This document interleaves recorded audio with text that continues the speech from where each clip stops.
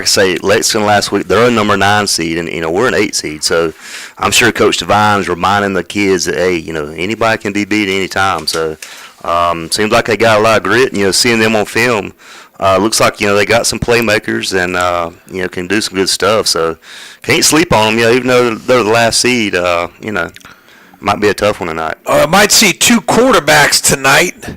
Might see Hudson Snyder on the year. He's completing just over 57% of his passes. He's averaging 97 yards a game, 5 touchdowns against 4 interceptions, QBR of 80.4. But we've also seen Dominic Danzy, whose completion percentage similar, just about 53%, averaging 40 yards a game. His QBR 45.6. So I think we're going to see both of those. Danzy is more of the running threat from the quarterback position.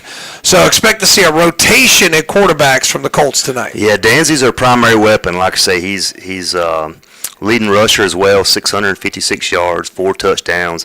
Also their leading receiver, 23 catches, 336 yards. So I've heard that he's a primary guy, and seeing him on film, he's they're going to do a lot of things through him. Now Hudson Snyder last week threw 2 touchdown passes, and he's got 5 total in the year. So like I say, we don't really know what to expect all the way, but probably see a healthy dose of both of those guys. Yeah, Dominic Danzy, over 650 yards on the year. It's on 123 carries, averaging just over 5 a carry, about 60 a game.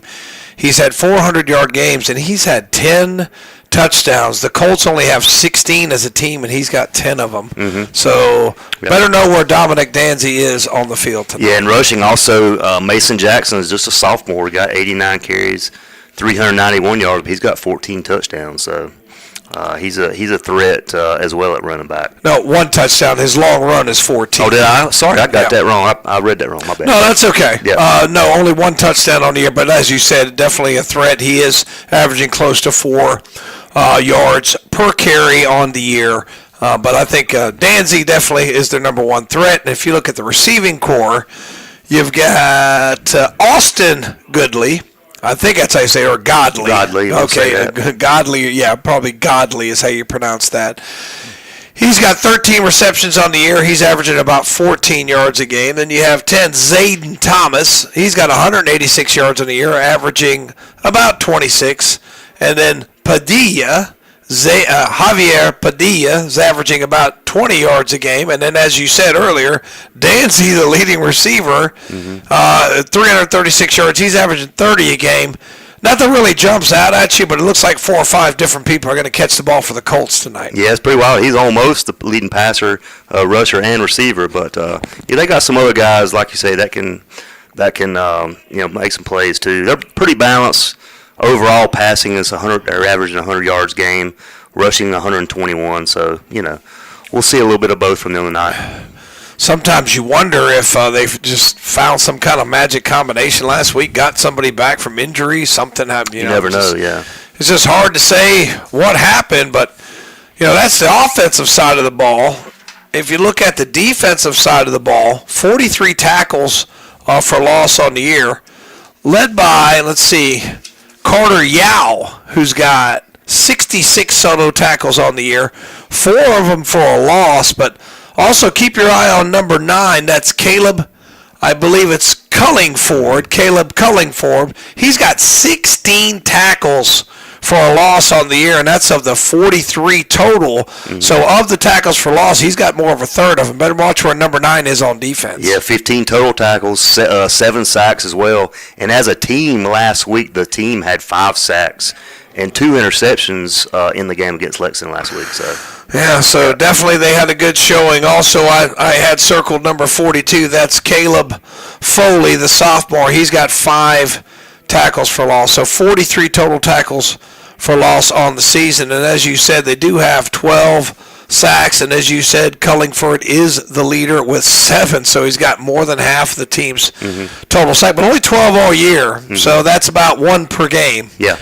So I think if we can got to focus on a couple of guys there. Yeah. Make sure that they don't get loose and have a big game. Well, like I say, you don't know what their story is. You know exactly what you said. They may have they might have a couple guys that might have been hurt all year and just now started to play at the end of the year or something, or maybe just started last week. But can't sleep on them for sure. It looks like their kicker's pretty good. He kicked the go-ahead field goal last week, so they might have just had a come to Jesus moment or something. But look, they don't have a lot of sacks, but they do have a lot of takeaways. They have 27 of them on the year. They've got 18 interceptions. I thought you said they had 2 last night? They had 2 interceptions last week, yeah, according to Max Prep. So. And 9 fumble recoveries, 27 total takeaways on the year. So they've been pretty opportunistic on defense. And offensively last week they were above average. They averaged 270, or they had 270 yards of offense. So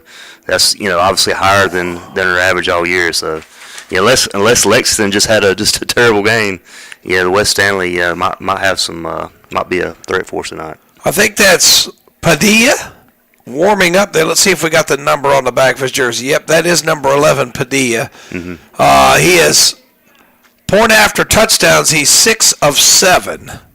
So he's got total points. They have not made a field goal this season, Matt. Well, last week he actually kicked the game-winning or the go-ahead field goal. They don't have him listed for one there. Okay, so that's how they won the game last week. I saw the video, and that's what they were down. They were down 2, and I think, or down 1, and that put them up by 2. I believe. Okay, but they did not have. They don't have a field goal listed. They might not have updated the stats. Yeah, they might not. Well, they have 11 games, so that would include the playoff game, but.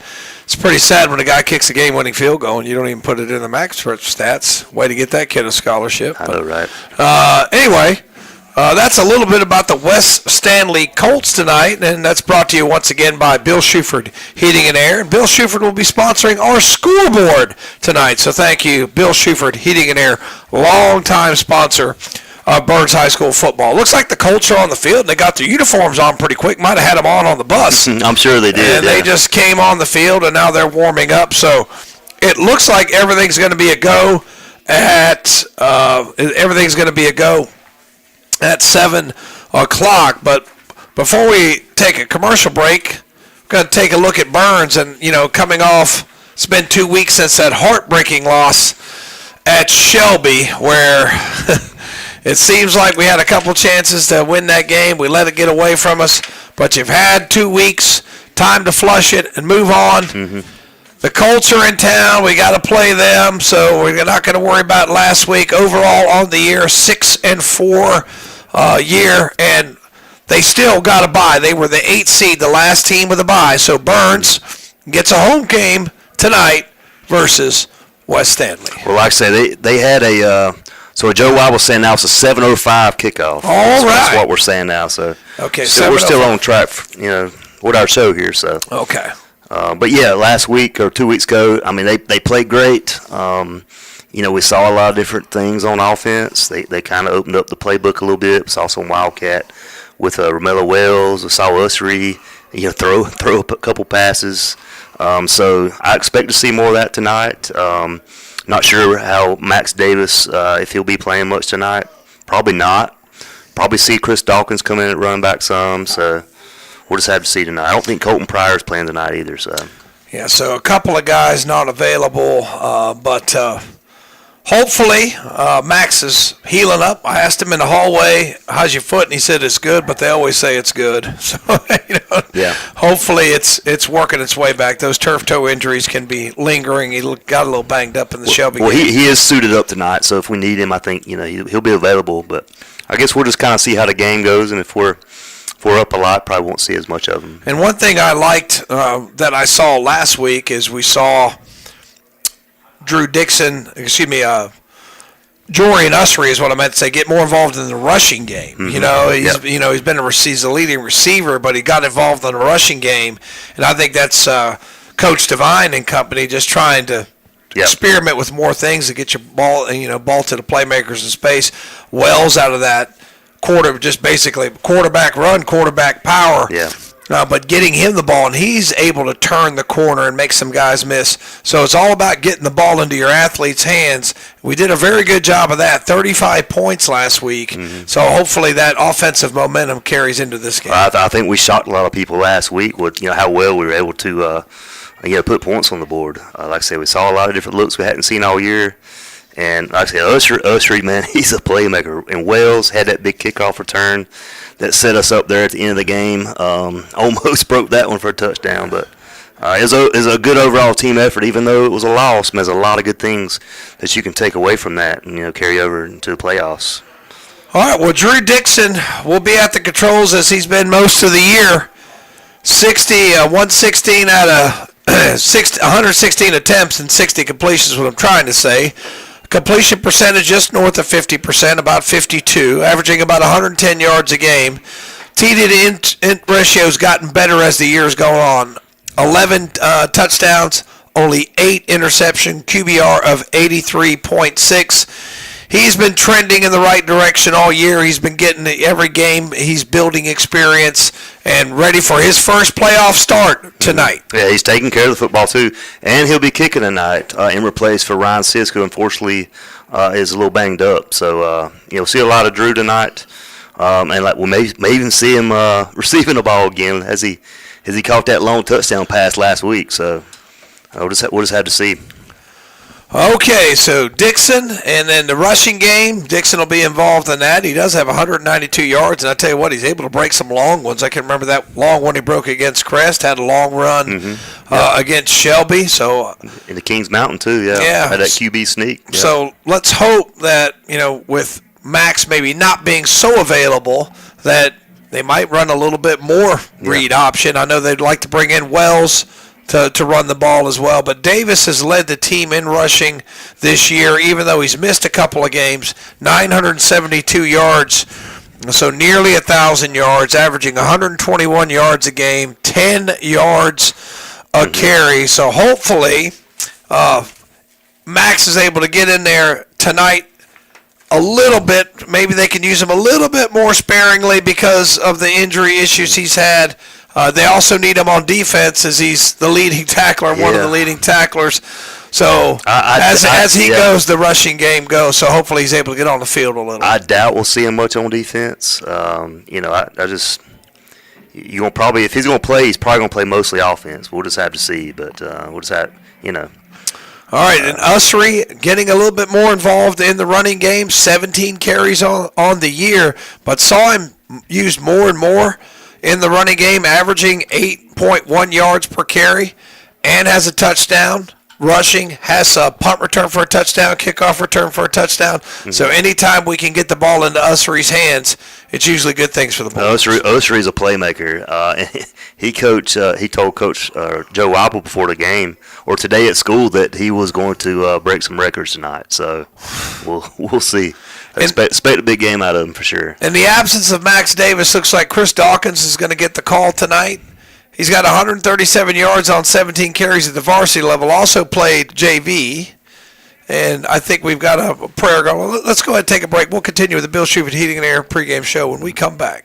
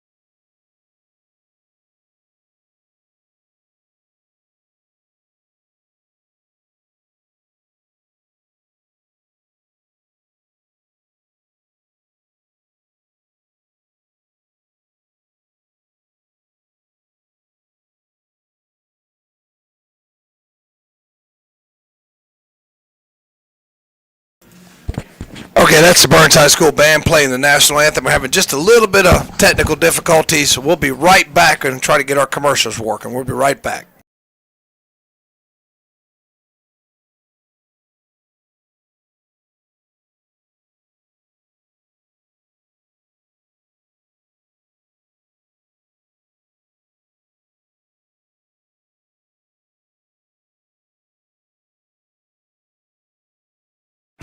Oliver's Hardware and Garden Center is not just a hardware store, but a real general store carrying items like feed and seed, hay, pine needles, and straw. Also case knives, Grove Life belts, and just in, Oliver's now has turtle boxes, the ultimate outdoor speaker built just for you. Rugged, waterproof, premium audio with an all-day battery, and they're portable. Check them out today at Oliver's, plus many more items not found in your typical hardware store. They've got it all at Oliver's Hardware, 3712 Paulston Road, or online at olivershardware.com. Oliver's Hardware, supporting the Burns Bulldogs and wishing them good luck this season.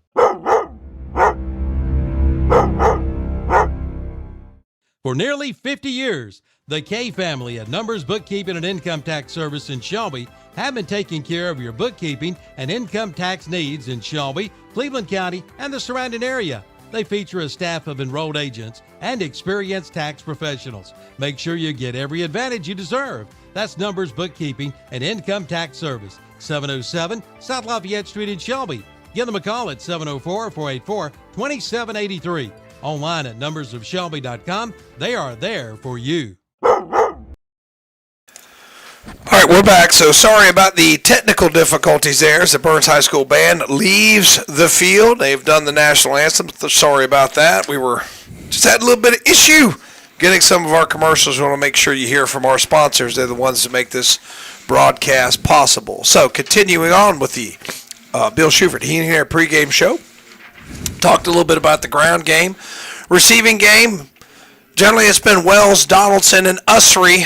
Most of the year, Ussery leading the team with 52 yards a game, 520 total yards on the year, and 8 touchdowns. Like I say, expect a big game. He can do it all. Special teams, receiving, rushing. It's going to be a big game for Ussery, I think. All right, going over to the defensive side of the ball. As you said, Max Davis, one of the year leading tacklers, 55 solo tackles on the year, 3 tackles for loss. As you said, I'm not sure where we're going to see him too much on offense or defense, or will he play at all? Mm-hmm. You know, just that we don't know. The turf toe does seem to be a bit of a bugaboo. He is in uniform tonight, so we'll see if he gets on the field. But let's give a shout out to some of our other guys. Mark Halen Camp, he's up to 76 tackles on the year, 8 of them for a loss. He's averaging 8.5 tackles a game. He's now the leading tackler. What a season Mark Halen's having. Absolutely. He does it all. Every play, it seems like he's around the ball on defense. He can cover a lot of ground. He's got the quickness, to make things happen. So another great year for Mark Halen Camp. Yeah, calling Jacob Teisinger's name out a lot, too. He's got 52 tackles, 2 for a loss. Justin Porter having a great season, 42 tackles, 3 for a loss.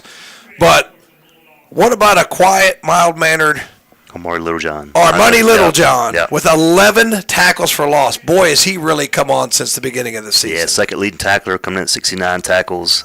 He's another guy that's like, it seems like every play he's right there. You see number 23 out there close around.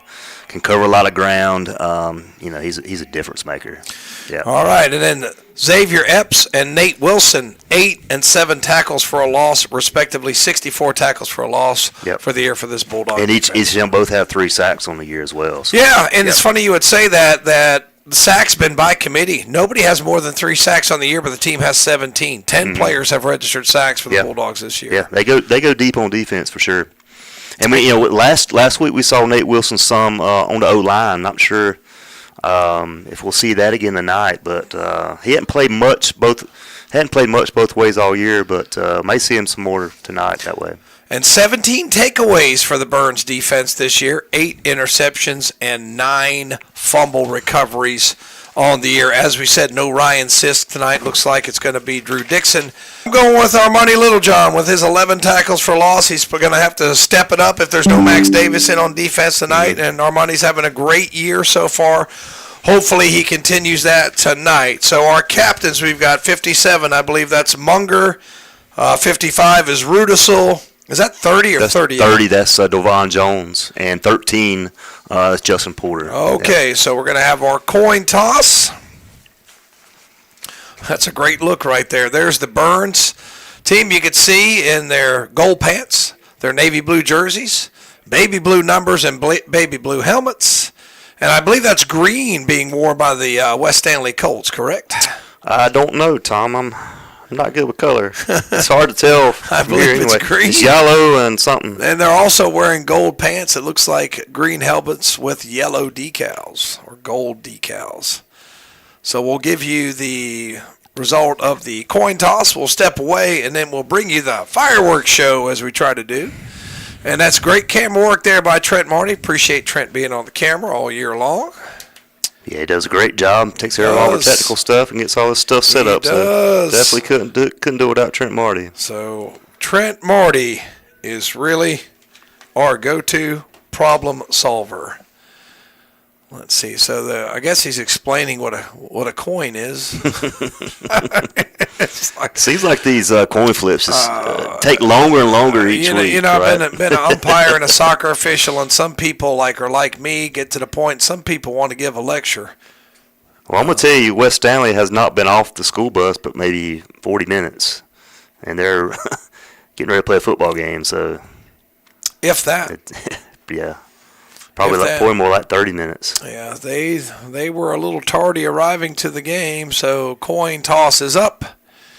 And he asked Justin Porter what he called, and it looks like West Stanley has won the toss, and they defer. So Burns will receive the opening kickoff when we come back. Thank you for listening to the Bill Shuford Heating and Air pregame show. Jam J's Pizza Factory kickoff coming up. Just a couple of minutes. We'll be right back. Don't forget, Burns football, as always, brought to you by West End Sale.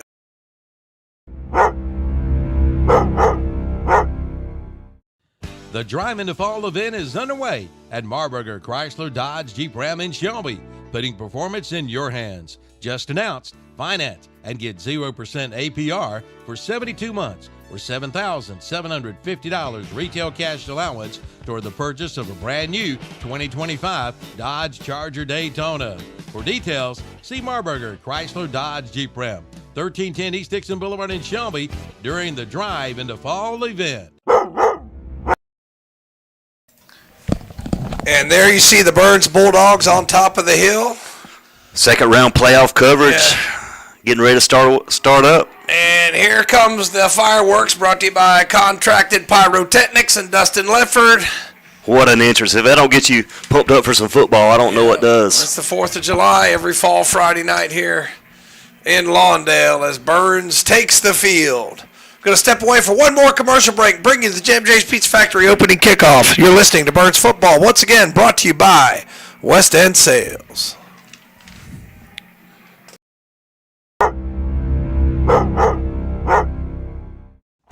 Main Street Hardware in Lawndale is your one-stop shop for everything you'll need to prepare your yard for the growing season. Seed, mulch, pine bark, spreaders, and more. And they carry the best Case knives, Milwaukee tools, Georgia boots, Valspar paint, and Red Max yard equipment, plus rocking chairs. But don't take our word for it. Head to Main Street Hardware, 356 East Main Street in Lawndale. Open 7:30 a.m. till 6 p.m. Monday through Friday, 8 a.m. till 4 p.m. on Saturdays. Find them on Facebook too.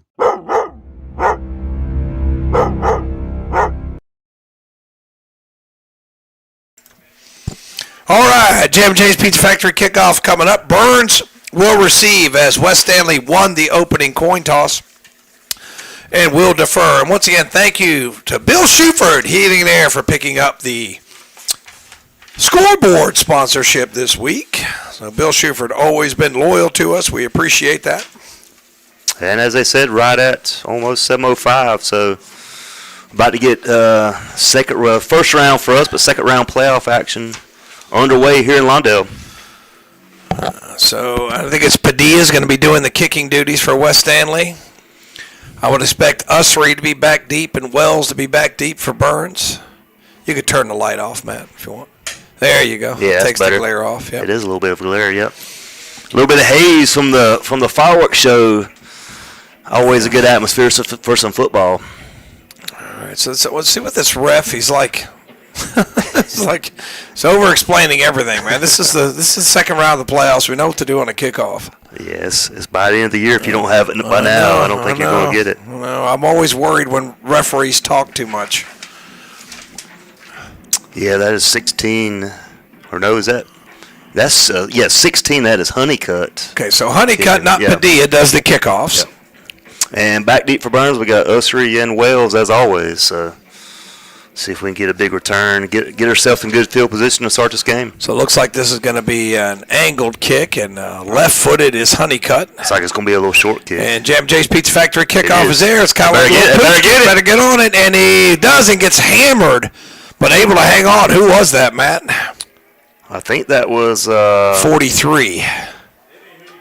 Or is that 23? 44 for Burns, I think. No, it's 30. Was it? It's right there. No, it's 44. Yeah, I don't have him on the roster, so we'll have to check on that. Okay, so I tell you what, he got popped in the mouth. Yeah, that was dangerous. About let that slide in between her legs there.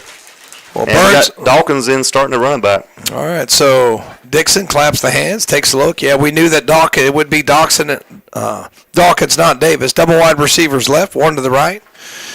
Dixon's going to throw it, throws it out in the flat. Ussery got it. 40, 45, 50, still on his feet. 45, 40, he could go. 30, 25, wrestled down at the 10-yard line. Big play, gain of 50 for Burns. That's my player to watch right there. And hope he's okay. He's limping just a little bit. But Drew Dixon caught him on a big pass play to the left side. Might want to take a timeout. Okay. We'll be right back. It's beginning to look a lot like Christmas at Jumpin' Jed's in downtown Boston. Come in and just look around. A new inventory arrives each and every week. Take a look at the alpine pencil trees, Mountain Mama Santas, Christmas florals, Christmas candles, many items by local artisans. Jumpin' Jed's in Boston has the new 2026 calendars, and they have expanded their ice cream with up to 20 flavors and the remaining fall items on sale. Jumpin' Jed's, Main Street, downtown Boston. Open Tuesday through Saturday.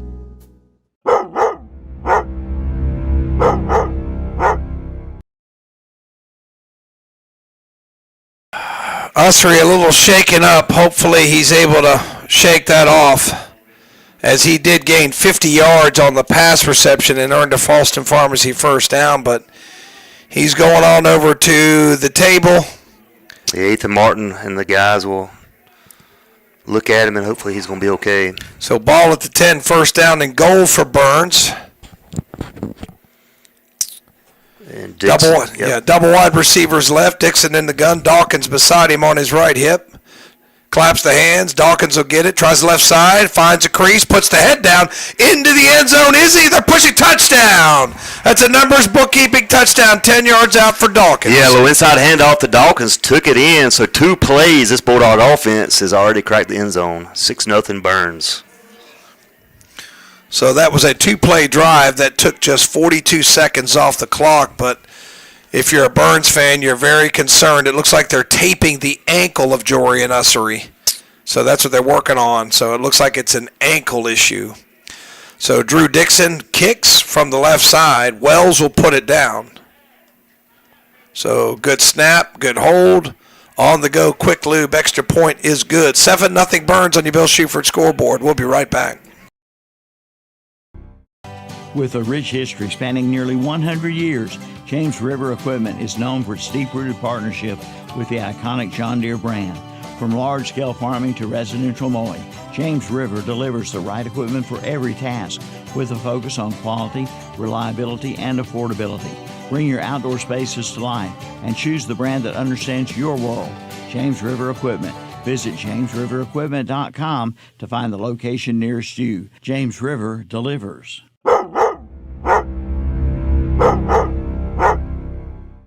Gutter Guys in Kings Mountain is celebrating 20 years in business.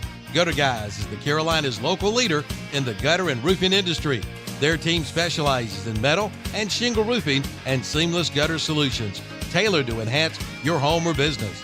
Did you know that gutters that aren't cleaned at least once a year could lead to leaks, foundation issues, and costly repairs? Schedule your free estimate today by calling 704-879-4384. Again, 704-879-4384. Remember the name, Gutter Guys. 7-0 on your Bill Shuford scoreboard. Burns strikes quickly, 2-play drive, took 60 yards, and they're up 7-0. Dixon kicks it right into no man's land. Ball's going to be loose and free. It's picked up by Wes Stanley and still on his feet.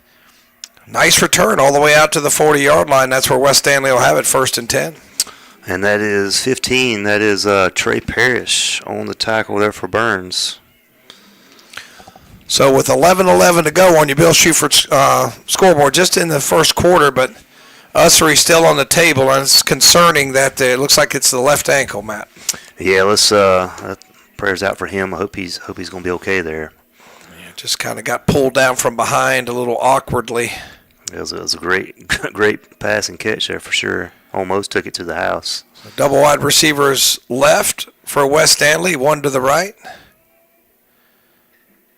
And man comes in motion, and that's where they'll run the football straight up the middle. Nothing there, and falls forward. Maybe got a yard, and that was number 21, and that is Mason Jackson. Yep. Brought down Jude Towery there for Burns on the tackle. No, they gave him nothing. They're going to respot it at the 40-yard line, 2nd and 10. They work quickly. They throw it out in the flat, complete, minimal gain. Brought down after a gain of 4. Yeah, that's their playmaker, Danzy, right there. Good job there. There's Towery again there on the tackle. So that's 2 plays, and quickly here, Wes Stanley's got 3rd down and intermediate here, 3rd down and 6. Yeah, trying to play a little bit of hurry up here, trying to catch this Bulldog defense off guard. So wide receivers left and right. Shotgun snap. Lets it go down the sideline, and they tried to get Danzy, and it was Snyder, the quarterback, in there, incomplete. Yeah, it was a little bit behind him, and Danzy was going to have to come back to it.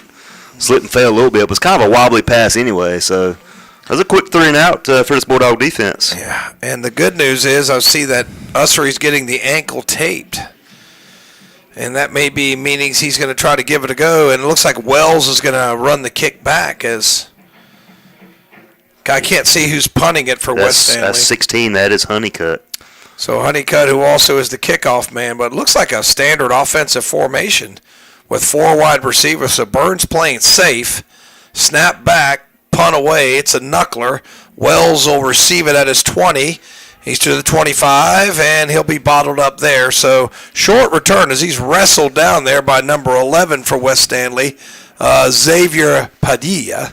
And Burns will take it with 10:03 left to go in the first quarter in a 7-0 lead. Well, let's see if we can build on that momentum of that first drive and score quick here again. So they're on their own 20, what did they give them, 26? It's 26, you were correct. From their own 26-yard line. It's only 2 plays of offense, a 50-yard pass and a 10-yard run. And it's still Dawkins in there at quarterback, wide receivers left and right. Dawkins on the right hip. And it comes in motion. Wells will get the pop pass. Going to try the right side. Tries to get the corner, and he's got it. Makes a man miss. Still on his feet. 1 man to beat. He gets by him. Stumbles. Still on his feet. All the way to the 46-yard line. And that's a Falston Pharmacy first down. Yeah, what a run there by Wells. That's going to go in the books as a pass. It was a little pop pass. Right. So he took it from the 26, 24, plus 3 more. That's a 25-yard pass completion for Wells.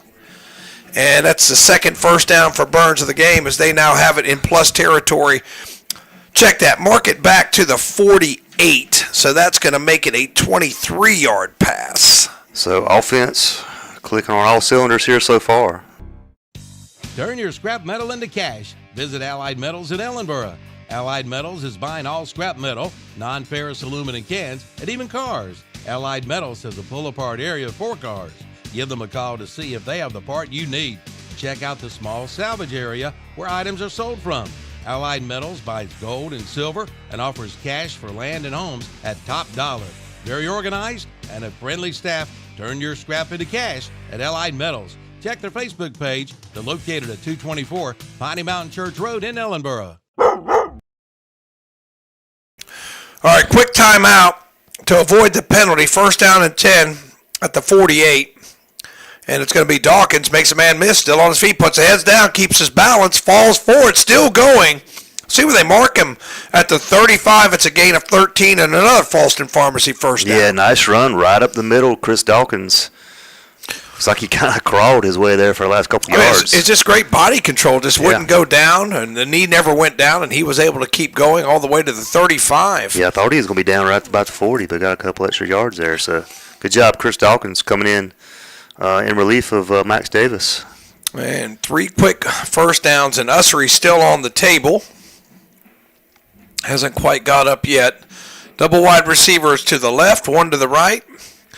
Man comes in motion, and it's going to be a keeper by Dixon. Follows his blocks, 30, 25, through a crease, 20, 15, 10, Touchdown. 5, touchdown! That's a numbers bookkeeping touchdown from 35 yards out for Drew Dixon. Yeah, took the direct snap left, had a couple good blocks along the way.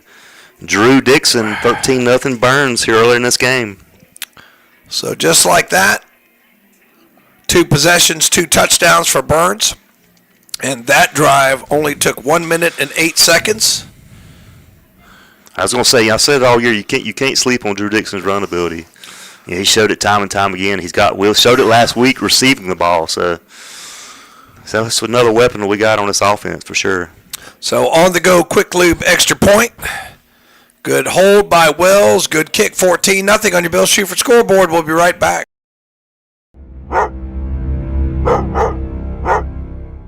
In Cleveland County, you might see me at a local sporting event, the Cleveland County Fair. We might cross paths at the grocery store or at the next benefit. I'm your local Farm Bureau insurance agent, your local professional when it comes to protecting what you love and depend on most. I'm Bert Costner. Call me at 704-482-2436 for a quick auto, home, or life insurance quote. And to learn more about how Farm Bureau insurance can save you time and money, be sure to ask for me, Bert Costner, 704-482-2436. Call Bert Costner, your local Farm Bureau insurance agent, today.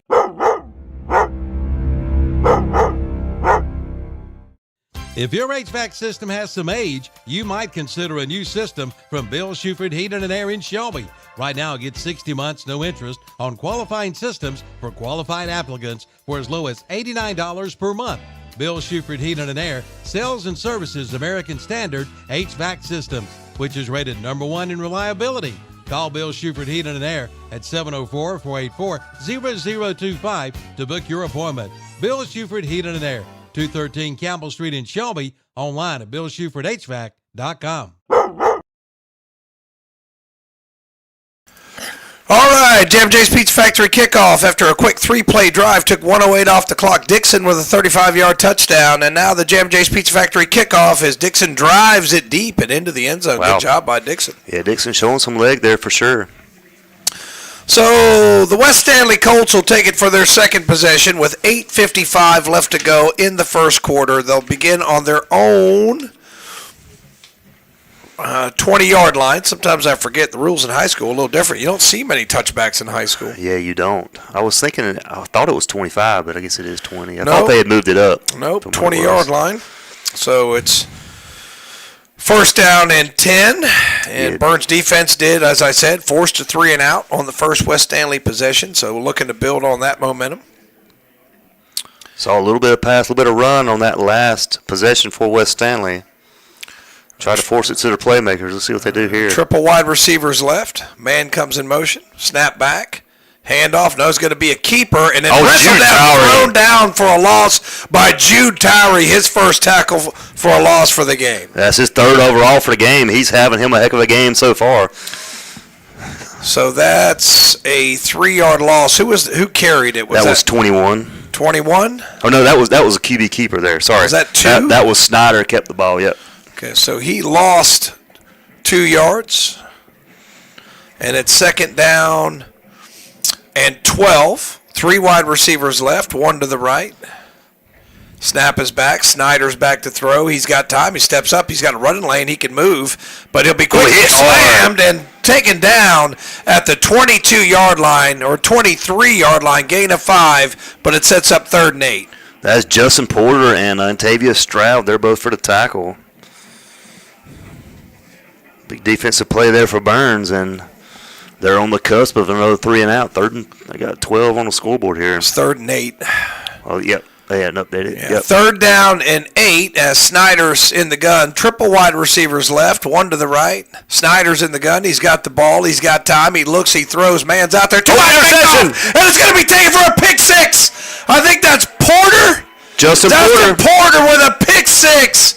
And it's 20-0 Burns. What a play. The quarterback threw a little bit over his head, and Justin Porter was right there, right opportunity to get the ball. Good pick 6. So that's the old tip drill for Justin Porter, and that makes it 20-0 on your Bills Shuford Heating and Air scoreboard after that numbers bookkeeping touchdown. Yeah, he read that all the way.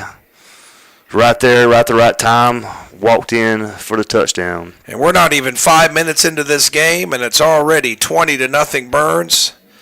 And Drew Dixon is an on-the-go quick lube extra point away from making this a 21-0 lead. Snap back, good hold, good kick. It's good. 21-0 Burns on your Bill Shuford Heating and Air scoreboard. You're listening to Burns Football, brought to you by West End Sales.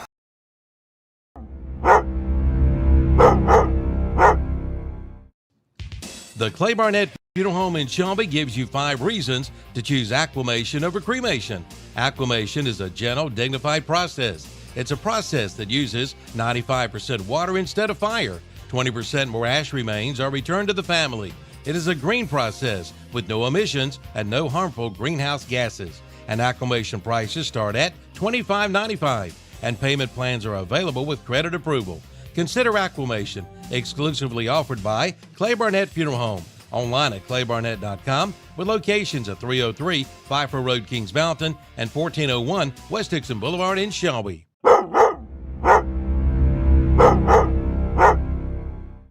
The name DeRisi is a well-known name in Polkville. Joe DeRisi operates 3 auto-related businesses there, including DeRisi Auto Sales and Service, located at 4606 Polkville Road. DeRisi Body Shop on West Stagecoach Trail. Whether it's an attractively priced used car or maybe you need a tune-up or body work done, Joe DeRisi is the man. Call 980-295-5000 for the pre-owned car and service shop, or 704-538-9956 for the body shop. Like them on Facebook too. All right, welcome back. Jim J's Pizza Factory kickoff coming up. 21-0 Burns on your Bill Shuford Heating and Air scoreboard. And the short kickoff take bouncing around, ball's free. And then it's covered up by West Stanley at around the 32-yard line. That's where they'll take it 1st down and 10. So, like I say, 3 and outs first 2 drives. We'll see if his defense can stay on track. Keep the shutout going. So 7:34 left, and I tell you what, with no Ussery, you're and no Davis, they're doing this without 2 of their biggest playmakers. Yeah, just scary to think. Have those 2 guys back healthy. This is a dangerous team. Can make a run, but I tell you what, injuries are just part of it. I tell you what, Ussery has not gotten off that bench, has he? He's not putting any pressure and any weight on it. I know the young man's disappointed whether have a huge play and then have to come right out. So we'll continue to monitor, and Wells is going to come down there and talk to him a little bit. And hopefully he's okay. 5-man front for Burns. I formation for West Stanley, and Burns is going to commit the first punt and distributor's penalty of the game. Yeah, there's a couple guys up front there got a little overeager there. So that is first one of the game, and that's something we haven't had yet. And now it's going to be 1st down and 5. West Stanley only has 5 yards of total offense in 2 possessions, and who jumped first this time? Again. Let's see. And that's going to be offside against Burns again, and 2 5-yard penalties equals 10 yards. And that's the first Falston Pharmacy 1st down for West Stanley via the penalty. Ball out to the 43-yard line. So Burns' defense a little too eager. And again, I formation, and this time they're going to hand it, and left side, this time running room and falling forward all the way over the sticks. I think was that 21? That's 21. That's Jackson. Just tripped up by his shoestrings. That could have been bad. He had a lot of room to run if he didn't fall down there. But they've showed some ability to score some points this year, so that one goes in the books as a 13-yard run and another Falston Pharmacy first down for the Colts as they've got their first penetration into Burns territory. As Snyder looking over there at the coaching staff to get the call. They're going to stay in the I formation, 2 wide receivers, 1 left, 1 right. Snyder under center. He'll have the football, turn around, hand it off. And putting the head forward again, that's number 21, and that's Jackson. I don't think I called his name. This time he's bottled up. Porter, first guy there, I think, to hit him, a couple guys there as well for Burns. So gain of 1, and that'll bring up 2nd down and 9 as West Stanley likes to work quickly as they're up to the line of scrimmage. Under 7 minutes, about 6 minutes and 40 seconds left to go. Surprised they hadn't tried to get it to Danzy more than they have. Staying in the I formation, and it's going to be play action this time. Snyder back, lets it go. Man's out there, overshot him. So it's incomplete, brings up 3rd down and 9. Yeah, pass intended for Cannon Tucker. Right side, a little bit over his head. Pretty well defended on play there for Burns as well. That's going to be... You know, if you're West Stanley at this point in field position, they're probably 4 down territory right here, I would imagine. So ball just short of it looks like it's at right the 42. Short of the 40-yard line, 42-yard line, as Wells is going to come in there and play a little defense, trying to hustle off the field, and we've got a flag, a sideline warning against Burns as Nate Wilson was coming off, and let's see, sideline warning. They're not going to mark off the penalty the first time. The first time is just a warning as the Burns coaches got a little too close to the field. So we'll go ahead and give Putnam Distributors a call on that, but no yardage enforced. So double wide receivers to the right, 1 to the left, snap back. Snyder's got it. He looks, he fires, and it's complete and breaking a tackle, and he's got good yardage up to around the 25-yard line.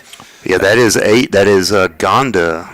So brought down by 29. I think that's Legend Phillips. That was 8. Yep. So number 8 has a 17-yard reception, and that is another Falston Pharmacy moving quicker. First down. Yeah, they're up to the line and then put down very quickly. Who was the ball carrier there? I can't tell yet. I think it was. Fumble. So we got it. It's going to be a fumble. And coming away, look at it's Jude Towery with the fumble. Jude Towery. Big play. I think we got a Bulldog still on the ground. I think it was Jackson, the ball carrier, but he's. All right, we're going to step away for just a moment.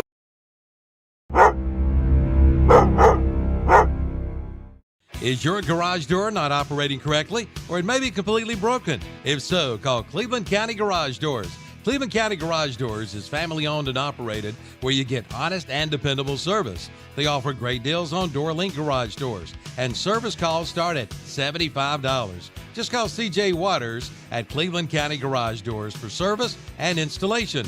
Call 704-472-9367. Again, 704-472-9367. And see them on Facebook at CC Garage Doors. All right, things moving quickly there. With one play, who was the ball carrier? As Dawkins took it up the middle for 3 or 4 yards there. So yep. they're going to give him 3 as West Stanley has committed 2 turnovers in this game. An interception that was returned for a touchdown by Porter, and then that fumble by Jackson, and it's going to be 2nd down. They got about 3.5 yards, so I'm still going to call it 7 yards. West Stanley having a hard time getting lined up. And it's wide receivers left and right. And Dixon claps the hands, has the football, play action, slant over the middle, wide open to the 40. Fall comes out, and who's got it? Who recovered it? Looks like West Stanley did. So West Stanley, who caught the football? It was 81. Not sure who caught it. Let me see. Caden Wright, I believe. So Wright took it up to the 32-yard line. Let's run the 43-yard line. So that was too fast for me to Yeah, it was a good-looking play. Caught right up the middle there in the flat, and good-looking catch, and just slipped out of his hands. So. Okay, so West Stanley quickly ready to go here with 4:51 left to go. And we're going to have a timeout, so we'll take it with them. We'll be right back. Burns, 21-0.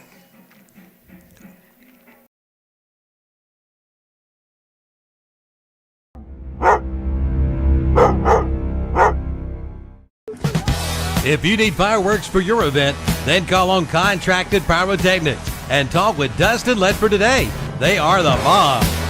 Dustin is a graduate of Burns High School and supplies all the fireworks you've seen at the Burns High School football game. If your town or organization needs fireworks, call Dustin Ledford today at 704-473-1996. Again, that's 704-473-1996. Have a party, have a blast with Contracted Pyrotechnics.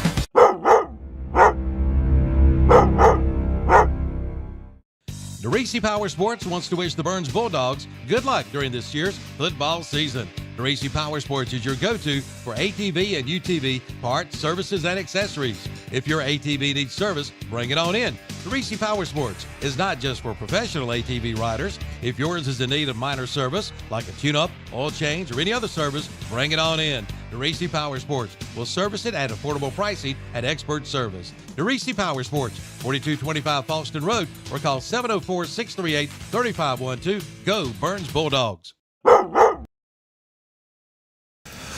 All right, so while you're away, we had another penalty on Burns, Putnam Distributors penalty, that makes it 1st and 5. West Stanley's moving quick here. So Snyder throws up, man is out there, and it's Danzy for the touchdown. So a 42-yard touchdown, Snyder to Danzy, and just like that, it's 21-6. Burns. Yeah, kind of caught the Burns defense off guard there. Real quick play. And that's their primary weapon, Danzy. He's got several touchdown passes this year. So. Okay, so Danzy, that's a 47-yard drive. And just like that, it's 21-6. Now it's time for the on-the-go quick lube extra point after the numbers bookkeeping touchdown. I think it's Honeycutt. So Honeycutt, snap back, good hold, good kick, 21-7. We'll be right back.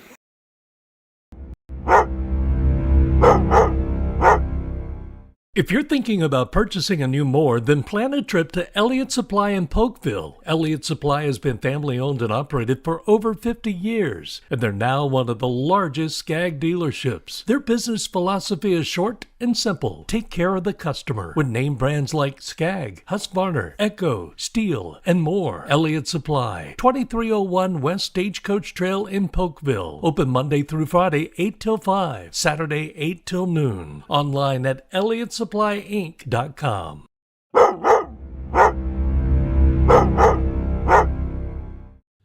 Don't wait till it's freezing cold outside. Now is the time to get your fireplace serviced by Future Energy Company in Shelby. Say you don't have a fireplace? Well, see Woody Padgett and Future Energy Company for all kinds of fireplaces and gas logs. And for those backyard cookouts, check out the Big Green Egg or Grills by Primo and the Broil Master Outdoor Kitchens. Future Energy Company, serving this area since 1983, 130 West Graham Street in Shelby, online at futureenergyco.com.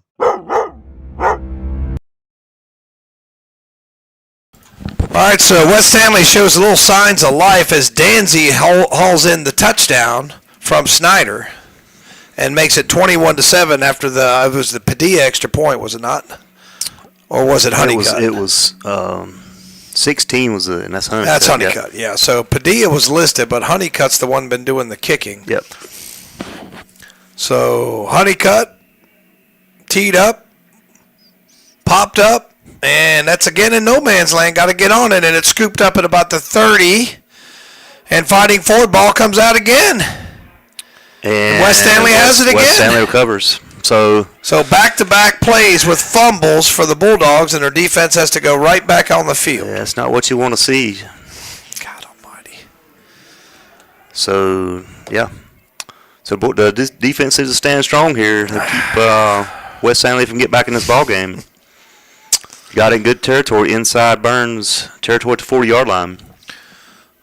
So they're on the plus 40 with 4:38 left to go. And I tell you what, Burns got to start holding on to the football. 2 straight fumbles. And I tell you what, this could be a one-score game very quickly. So I formation, Snyder under center, and play action. He's looking, he's going to throw it up again, and again he's looking for Danzy into double coverage, and this time, did he have it? He does. He comes down with it. That's actually number 8. Was that 8? Gonda. So 8 with the reception, and that one from the 40 all the way down. Where are they marking that? All the way down to the 7. It's a 33-yard reception. So they need to move quick here. West Stanley's not taking their time on offense. So Snyder up under center, and he'll hand it off and trying to find his way. I think that's Honeycutt, the ball carrier. That's 15. That is 15. That is Holden Pope. So Pope, and he gets, I don't think he got anything. So the pass and the run, I think the pass was number 8 for 33 yards. That was well covered on the play, too. He just double coverage, just dropped it in the bucket. I mean, he just is over shoulder catch. That's a tough catch to make. So what Snyder has shown the ability to throw the football a little bit. I formation again, and it's going to be 15 again. He's slammed down. Looks like Little John got him, and looks like he's for a 1-yard loss. Yeah, that's 28. Yep, that is Defritis, I guess we could call it. Was that the running back 28? 28. Yeah, good job, Marty Littlejohn, there for the tackle. And I think we're going to have timeout West Stanley. All right, so we're going to take a timeout with him. We'll be right back. CF Moto is clicking on all cylinders during their clearance sales event at Full Throttle Power Sports and Law. Get financing as low as 0% and up to $1,500 cash back on CF Moto models. And check out the Suzuki DRZ 4S motorbike with financing at 4.99% for 36 months. And the Yamaha Let's Ride sales event is underway. Get 0% for 60 months or $3,000 customer cash back. Full Throttle Power Sports, 100 Indian Walk in Law, online at ncfullthrottlepowersports.com.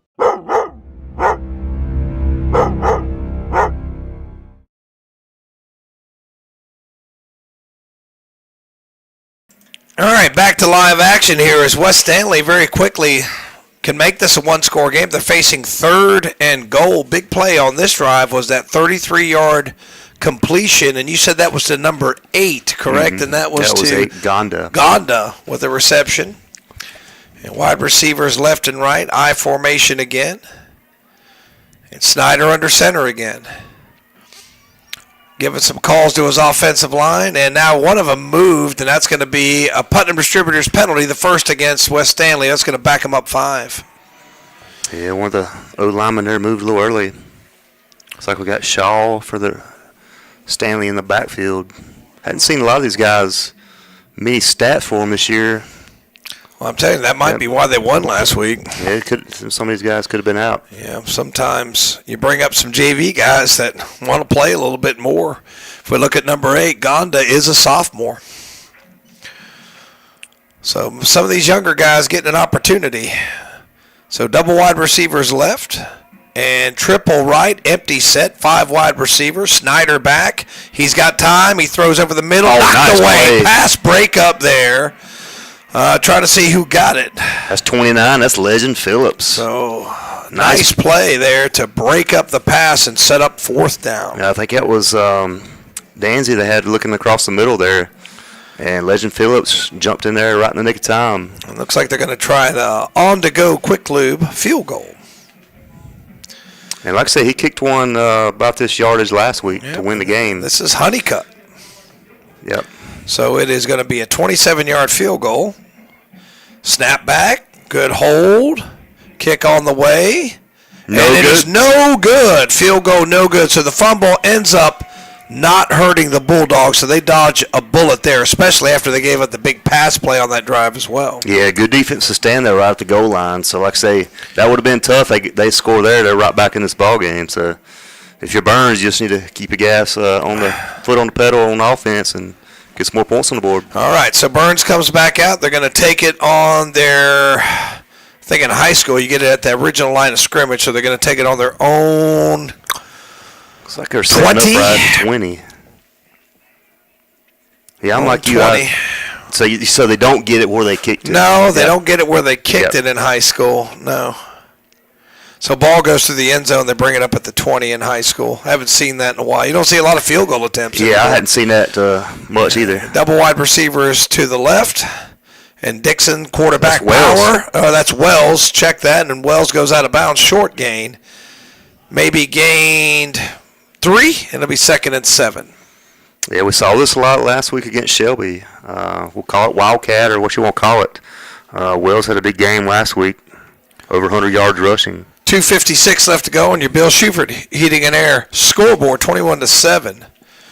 And Burns, I tell you what, looked like they were going to cruise to a couple of fumbles and a couple of big pass plays by West Stanley. Yeah, we've been doing a pretty good job, especially here lately, of holding on to the ball. But yeah, each team with 4 turnovers in the first quarter. When's the last time that's happened? And it's going to be Wells again, and he's going to try to get the corner, makes one guy miss, falls forward, not much. Did he fumble? And he fumbled. Wow. I'm not sure what's going on. Wells fumbles, and it's West Stanley's going to take over right at about the 22 or so yard line. 3 straight possessions with fumbles, 5 turnovers, 3 by Burns, 2 by West Stanley, and we're in the first quarter. Yeah, like you say, all of a sudden when Burns, you think they're cruising. If you call some penalties and turnovers, keeps West Stanley in this ball game. So they're going to take it on the plus 23. They're hurrying Snyder's up. back, and he's going to throw. Got a man, overshot him, and incomplete. Had Danzy across the middle. The quarterback's got a pretty good arm. Just overshot him, though. So 2nd down and 10 as West Stanley's moving pretty quickly. Double wide receivers left, double wide receivers right. And single back set. Can't see who the back is. He's not going to get the ball immediately. And he's going to be. Pressure. Oh, he got away. Still got away. Nifty move by Snyder, and he's run out of bounds. I tell you what, he did a good job to save a yard. Yeah, had Little John in the backfield. Almost got him. Finally pushed out by Camp. But It's going to go on the book as a 1-yard run instead of a sack. But 3rd down and 9. Burns' defense needs to stand strong here. As I tell you what, fumbles have really put them up against it. The last 3 possessions for West Stanley, the plus 42, the plus 40, and the plus 23 is where they've started. And to clarify, 44 on defense is Markalen Camp. Yeah, he normally wears 44, but his jersey ripped, so that is 44 on Okay, defense. so triple wide receivers, and it's Snyder, play action, and he's going to throw the screen, and it's there. And now he falls down. Wow. Had a little bit of room to run, but that's 15 who fell down. And let's see where they mark him. Looks like they're marking him right at the line of scrimmage. Yeah, good job. Jude Tyler is back here and had some pressure on the QB. Kind of made him probably threw it a little sooner than he wanted to. Clock closing down. Bill Schufer's scoreboard. 1 minute, 50 seconds left. So first quarter. What'd they give him? A loss again? No gain. Yeah, he's right at the original line of scrimmage, looks like. It's 4th down and 9, and too long for a field goal. Can't punt. So 4 wide receivers in. Snyder's got it. He's back. He pump fakes. He lets it go into traffic, and let's see who's got the football. Looks like he caught it. He did. It's number and coming 11. away from with the football at the 2-yard line, gain of 20 is number 11. Wow, what a play. Falston Pharmacy first down and goal for West Stanley. Yeah, brought down by Marble, but yeah, that's a heck of a play. That's your guy Padilla he was talking about. Like I say, West Stanley's in the red zone here. So 1st down and goal from the 2. And I formation. And it's going to be a play action. And he's got room to run, but Burns' defense closes. Will they knock him down in time? Let's see where they mark it. And they're going to mark him at the 1. Maybe gain 2. It'll be 2nd and goal. Yeah, not sure why he didn't cut that back outside. He had a lot of room to the left. Hosts the Bulldogs there for that tackle. This will be a good. We need a defensive stand here. We need to keep him out of the end zone. So 2nd down and goal. And West Stanley taking a little bit more time here, but I tell you what, turnovers kill you. 53 seconds ago. I'm not sure why the clock is stopped. Might have been an official's timeout. I'm not sure why the clock is there. The clock's running. So trying to get lined up. We got split backs, double wide receivers. And now West Stanley's going to take a timeout. We'll take it with them. We'll be right back. Sure, there's great service department specials at Marburger Chevrolet in Shelby. But before we get into those, we got to talk about the great deals on the new 2026 Chevy Silverado 1500 trucks. Now get 2.9% APR financing for 72 months. Now back to the service. Saturday morning oil changes, $59.95. North Carolina inspections, $10 every day. Hey, pre-owned vehicles start at $9,900. Marburger Chevrolet, 200 West Dixon Boulevard in Shelby, your hometown dealer, locally owned and operated, online at marburgerchevy.net. Kia's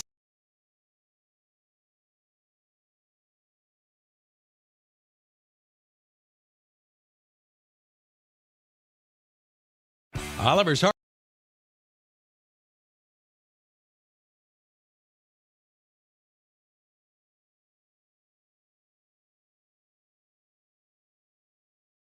Operated online at marburgerchevy.net. All right, so we go here and pushing the pile. Did he get in? I don't think. Was it a keeper there? There's a QB keeper. I don't think he got in. Good defensive stand there by that Bulldog defensive line. So it is third down. Got Nate Wilson, got Jaden Munger in there. You got your beef up front there. Did a good job there on that play. Cameron Rudisell was in there. So it's third down and goal. That Jesse Bryant. From the 2. Snyder under center. And he'll try it again. He gets stacked up. Did he get in? Doesn't look like it. Little rugby scrum there. I think they held him again. Get in there. I don't think he got in. Great job. So it's going to be fourth down and goal. Mark Halen Camp there as well. So they're going to try it again. Mark Littlejohn, these guys doing a good job up front here. And that's probably going to close out first quarter. So at the end of one, West Stanley knocking on the door, but Burns still with a 2-touchdown lead on your Bill Shuford scoreboard, 21-7. We'll be right back.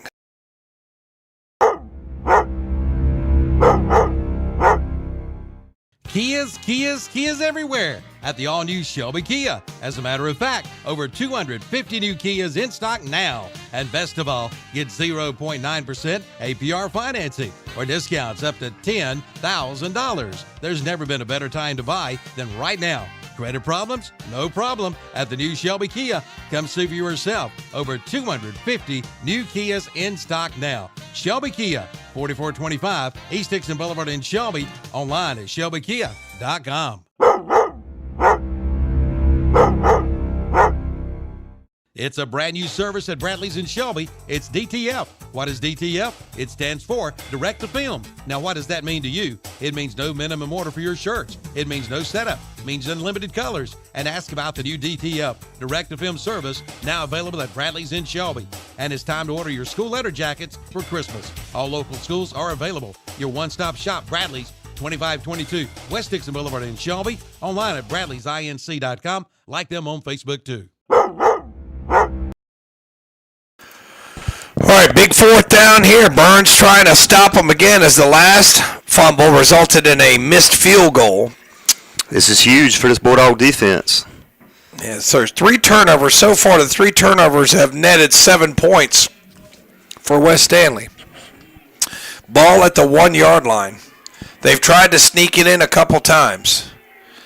And let's see, they have number 0 coming in at quarterback, and that's Carter Shaw, I think. Oh, they called a penalty. Wow. What was the penalty? Was it delay game, maybe? I think. How do you get a delay game after a timeout? Something. Yeah, I didn't see what the. We'll have to get some clarification on that. So that's a distributor's penalty, I believe. They're backing this thing up. That's huge, and that might determine affect the play call here. They may not go for it now. Let's see what they're going to do. Ball back to the 5. We'll see what that penalty was in a little bit. Offense stays on the field. Gutsy call here for West Stanley. So fourth down and goal from the 5, and it's 0 in there at quarter. Or who's in at quarterback? It's not 2. It's not Snyder. Well, 0, it's 14. No, Danzy's in at quarterback, but now he's coming out. He's going to get play, I guess. Yeah, that's bizarre there. Not sure exactly what happened. Yeah, so Danzy, who has played some quarterback, and usually this means it's going to be a running play. And he's talking big number 0s, Carter Shaw. Well, Danzy can pass the ball too, but I don't think. I don't know why the play clock's not running. I guess the official's going to set the football. Now the ball's at the 5-yard line, so a little confusion. Danzy now comes under center, I formation. And snap back, and Danzy's going to roll, and it's a quarterback run all the way. Will he get in? He's knocked down. Let's see. Let's wait on the signal.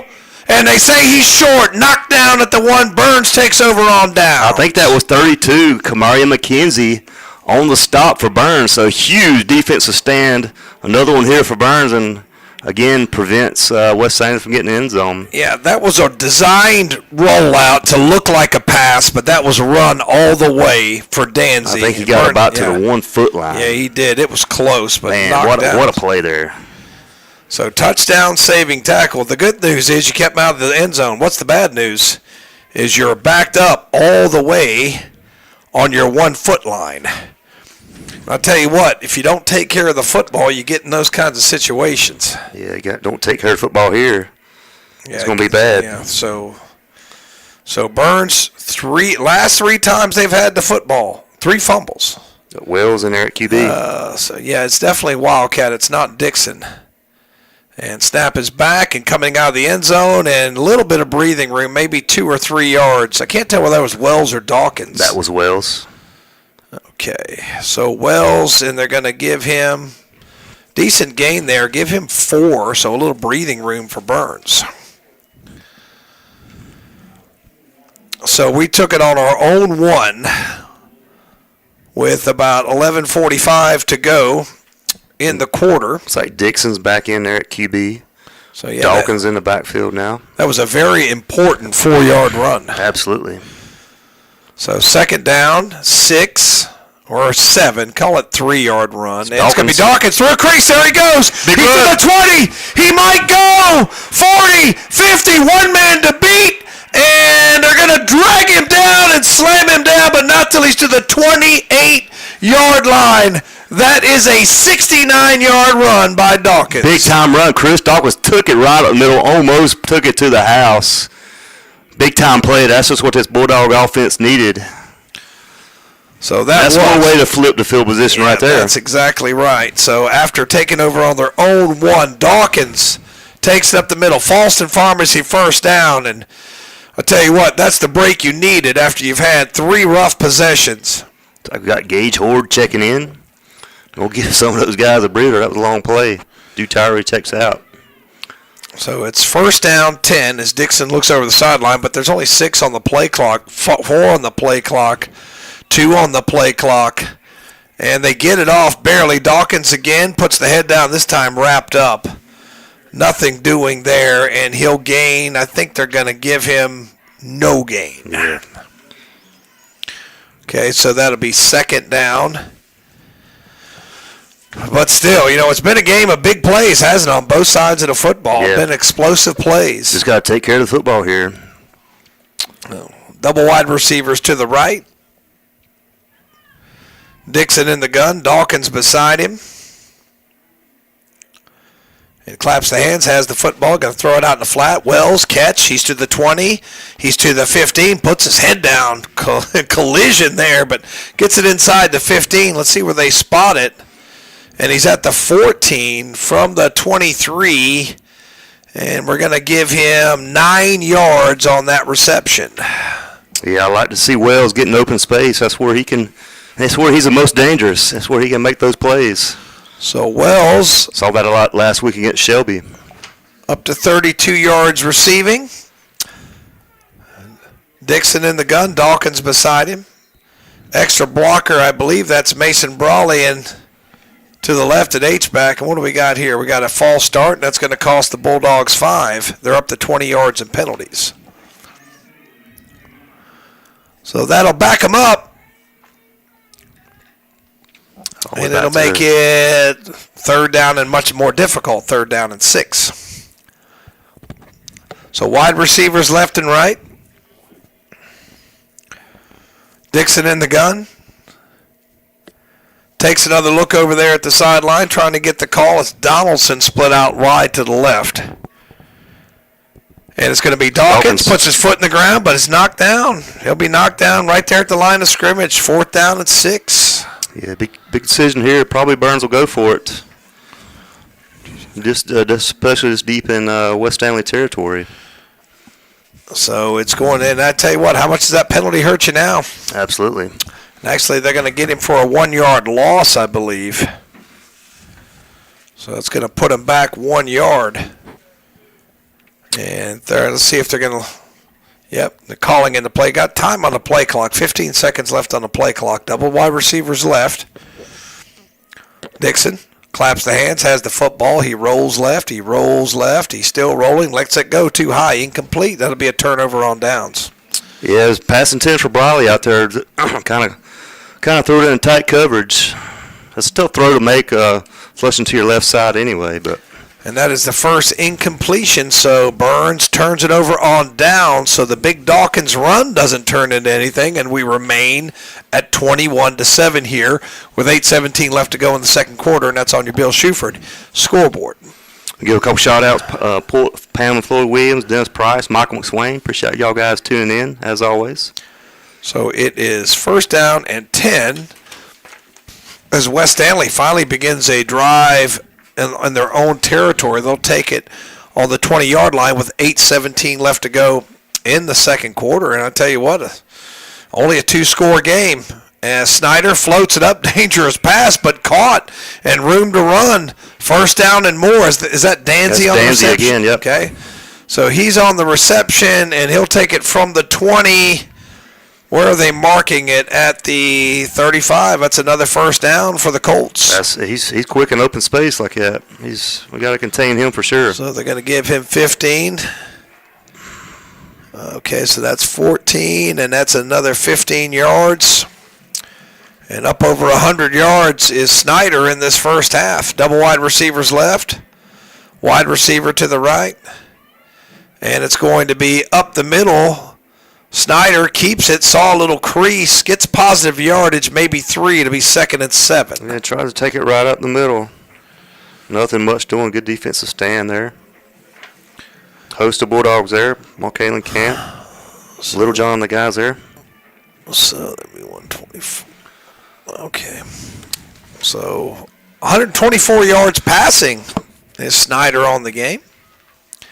And they've got the ball out to the 39-yard line, 2nd down. Actually, they gave him a little bit more than I thought. They gave him 4. Snap is back, and looks like a busted play, and gets away from one tackle, gets away from another one, which should have been a loss. He's lucky to get back to the line of scrimmage, but it'll be 3rd down. I tell you, big Nate Wilson was in the backfield.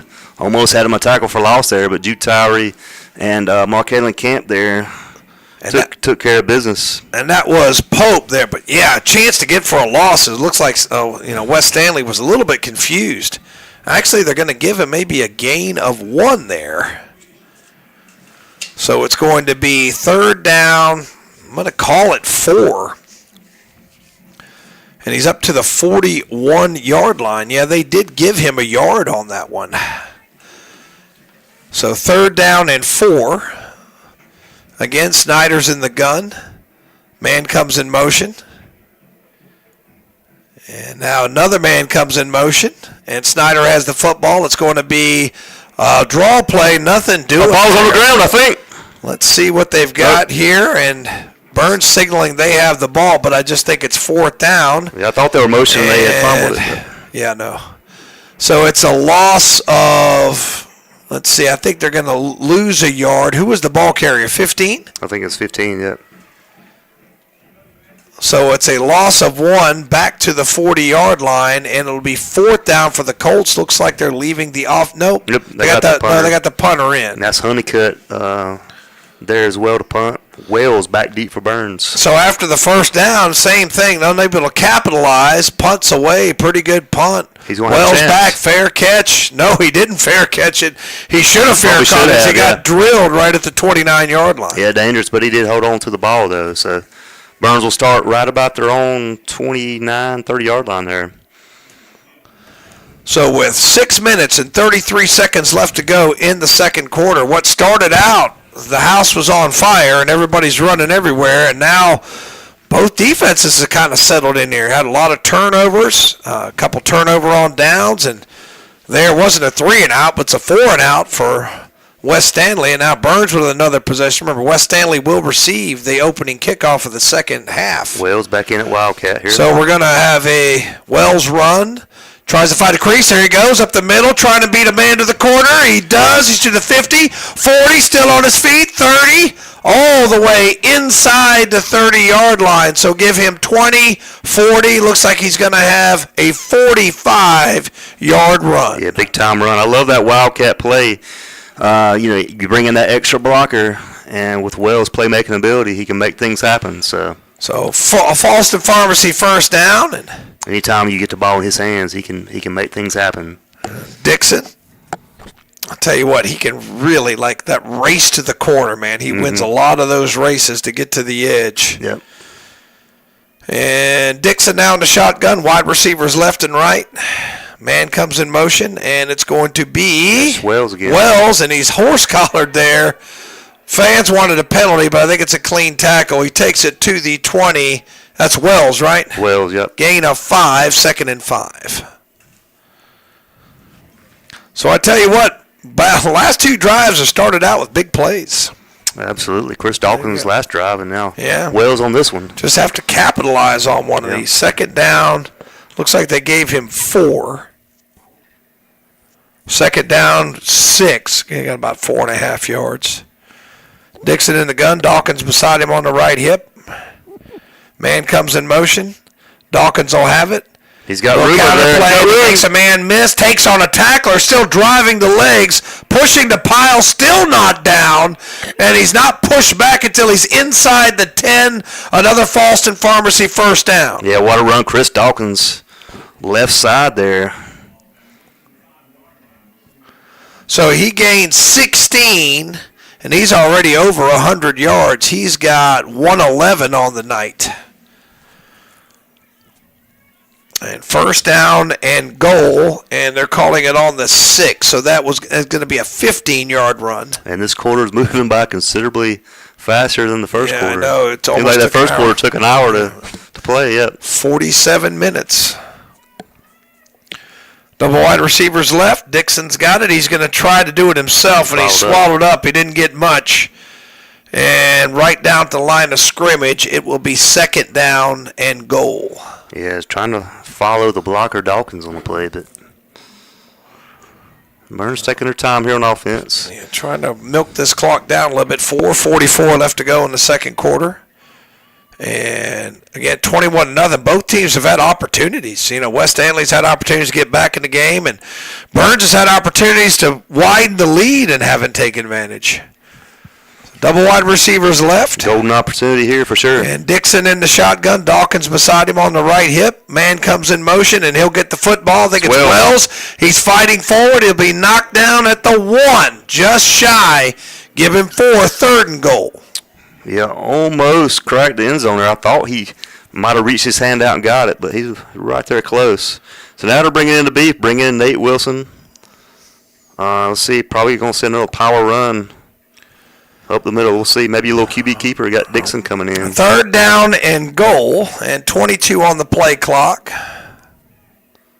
We got Dixon in the slot. So looks like it's going to be Wells, I think. That's Wells. So this is quarterback run right side. There it is, quarterback run right side into the end zone for a numbers bookkeeping touchdown from 1 yard out. That makes it 27-7 on your Bill Shuford scoreboard. That's Romello Wells. Took it right in the middle. Good block there. Mason Briley and Jude Tower got him a good seal block there. Pave his way. Untouched on the touchdown there. So that was a drive that took almost exactly 3 minutes. Now you're on the go quick lube. Extra point by Dixon.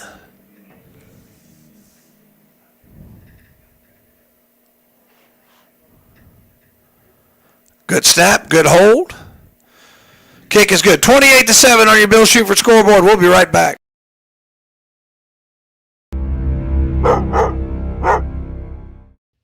Compassion, excellence, and reliability. Those 3 words best describe Bayada Home Health Care. a nonprofit serving Cleveland, Gaston, Lincoln, and Rutherford counties with assistive care services in the comfort of your own home. 24 hours a day, 7 days a week. And they've been doing this since 1975. When it comes time, take the time and call Bayada Home Health Care in Shelby. Call 704-669-4000 or visit them online at bayada.com, located at 1105 Suite 3 on East Dixon Boulevard in Shelby.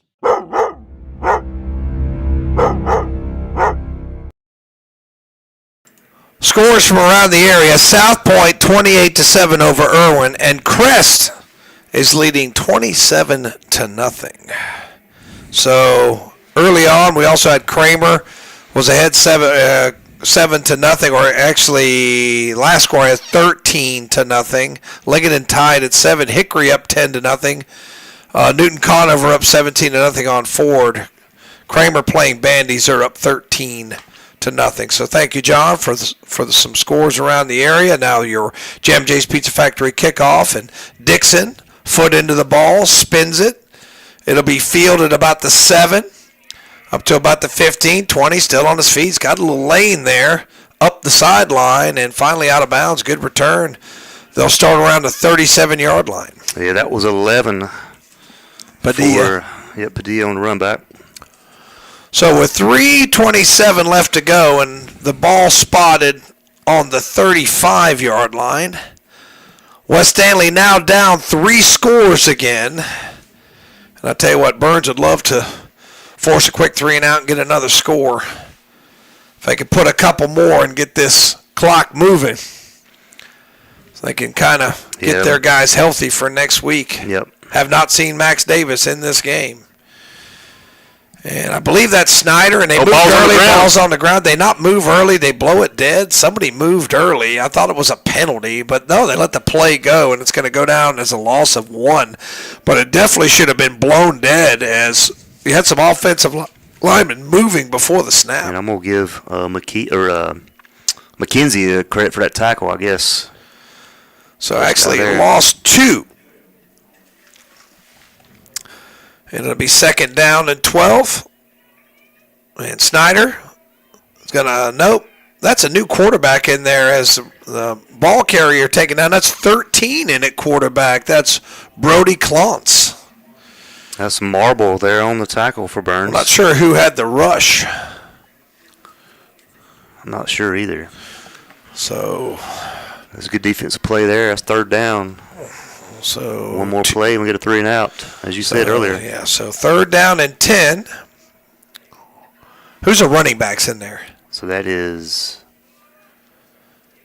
can't tell. I formation. It's going to be Klontz, play action, lets it go, and it's caught. Looks like 34 on the reception.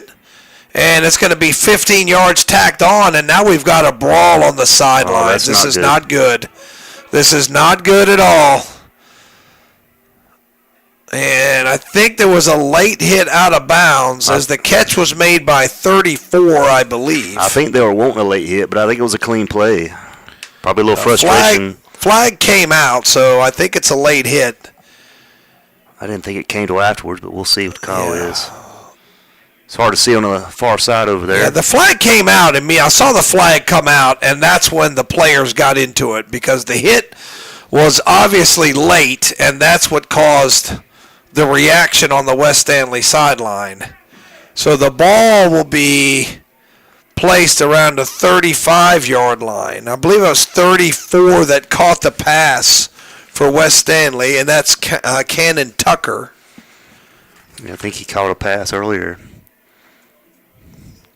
So the refs are trying to get it sorted out here. So that's a gain of 12, and I will say that West Stanley has shown the ability to throw the football. They're up to 136-yard passing, and this Putnam Distributors penalty, and they may have some people, I hope, whenever they huddle up like this, sometimes they're deciding whether somebody should be ejected from the ball game, and if you get ejected, you're out next week too. Yep. Couldn't tell. So dead ball. Personal foul against Burns. So it looks like it's going to be left at that. That's going to be a 15-yard penalty, and that's going to be a Falston Pharmacy first down for the West Stanley Colts. The crowd letting him hear it, but it did look like he was hit late, and there was a big reaction, and I'm just glad nobody got thrown out of the ball game. So that's going to put the ball in plus territory. And personal foul, and then dead ball, personal foul against West Stanley. All set. Well, then why'd they move the ball up? He didn't get that far. I think it might have. Go ahead. Then how's the ball there? I mean, it must have been unsportsmanlike, and then 2 personal fouls or something. I'm not sure. All I know is there's 15 yards added on. That might have been personal fouls after the fact. Yep. The one personal foul happened during the play, and then the others were after the play, and they offset. West Stanley gets 15 extra yards. They're inside the 40. Fans letting them hear it, but... Yeah, I still don't think they know what's going on, but I'm like you. I think the extra one was after the play because he motioned for 2 different The one was fouls. the late hit was enforced, and then I think we had offsetting personal fouls after the play, which should have been... Usually that's unsportsmanlike conduct. And they're still discussing it. Yeah, we've seen this situation a few different times this year where they definitely take their time to decide what's going on. Yeah, you don't. I don't want to see anybody's thumb. I don't want to see anybody who's ejected from the game. He's going to come explain to the West Stanley coach. I'm like you. If we can keep as long as we have somebody ejected here, I think we're fortunate. Yep. Yeah, I'm just telling you. I just be glad there was nobody ejected from the game, because whenever you see a scrum like that, you just kind of hold your breath. And they're letting the refs have it. I don't think they explained it to the crowd very well. So it's going to be draw play. Big time by Little John. Little John with the tackle for a loss. And trying to see who the ball carrier was. That was 21. That was Jackson. And he'll lose 2. It'll be 2nd down and 12.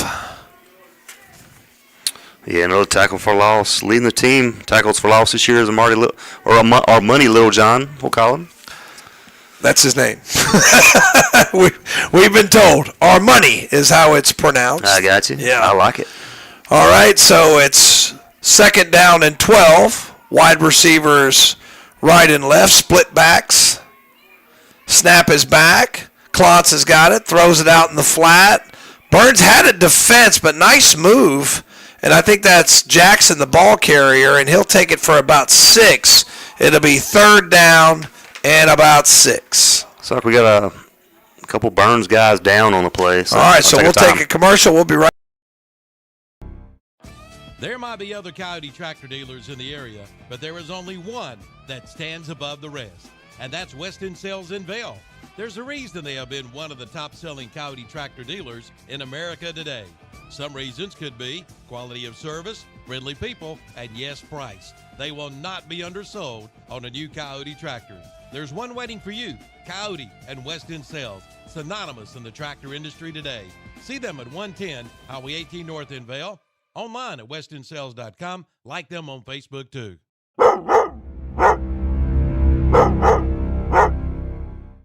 Since 1988, the Transportation Administration of Cleveland County, also known as TAC, is the nonprofit agency and operates demand response services for non-emergency medical transportation in this area. It also has a fixed bus route that is provided in the city limits of Shelby, and it is free. For more information, call the Transportation Administration of Cleveland County at 704-482-6465. Again, 704-482-6465. Visit the website at tacshelbync.com. So Stroud is the Bulldog that's shaken up, and it'll be 3rd down and 8. Actually, that was a reception. I thought it was 6 yards, but they only gave him 4. Yeah, big defensive play here for Burns. 3rd and 8. So 3rd down and 8, split backs again, and come on, Nate. You're going to get a personal foul on that. He's lucky he just got offside. So that's another Putnam Distributors penalty. And Burns now up to 40 yards in penalties. Yeah, fortunate for Burns, it's not a first down, still 3rd and 3. Yeah, I tell you what, though, you come and hit a guy that hard on a dead ball like that, it's just Nate's a big boy. He's going to knock anybody back. Clont's back, and now we've got another penalty. And let's see what we got. It's got to be, let's see, that's pre-snap. That's going to be 5 against West Stanley, I think. And it is getting a little chippy out there. Yeah, so probably take them back another 5, back to original line of scrimmage. Maybe. Let's see. Let's hope. Dead ball, illegal substitution, Burns, so that's going to be a first down. So another back-to-back penalties against Burns, and West Stanley's got a false and pharmacy first down. So that's 7 first downs for West Stanley, and we got a timeout. We'll take it with him. It's 28-7 Burns. We'll be right back.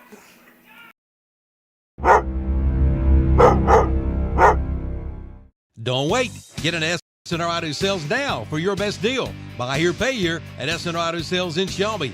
On the lot now, you'll find a 2014 Volkswagen Jetta Sport Wagon for $11,995. Or how about a 2013 Ford F-150 truck for $19,995. And a 2010 Mazda CX-9 for $59,995. To see the complete inventory, go online at SNRAutoSales.com. See Susie or Richie today at SNR Auto Sales, 417 South Post Road in Shelby. Like them on Facebook, too.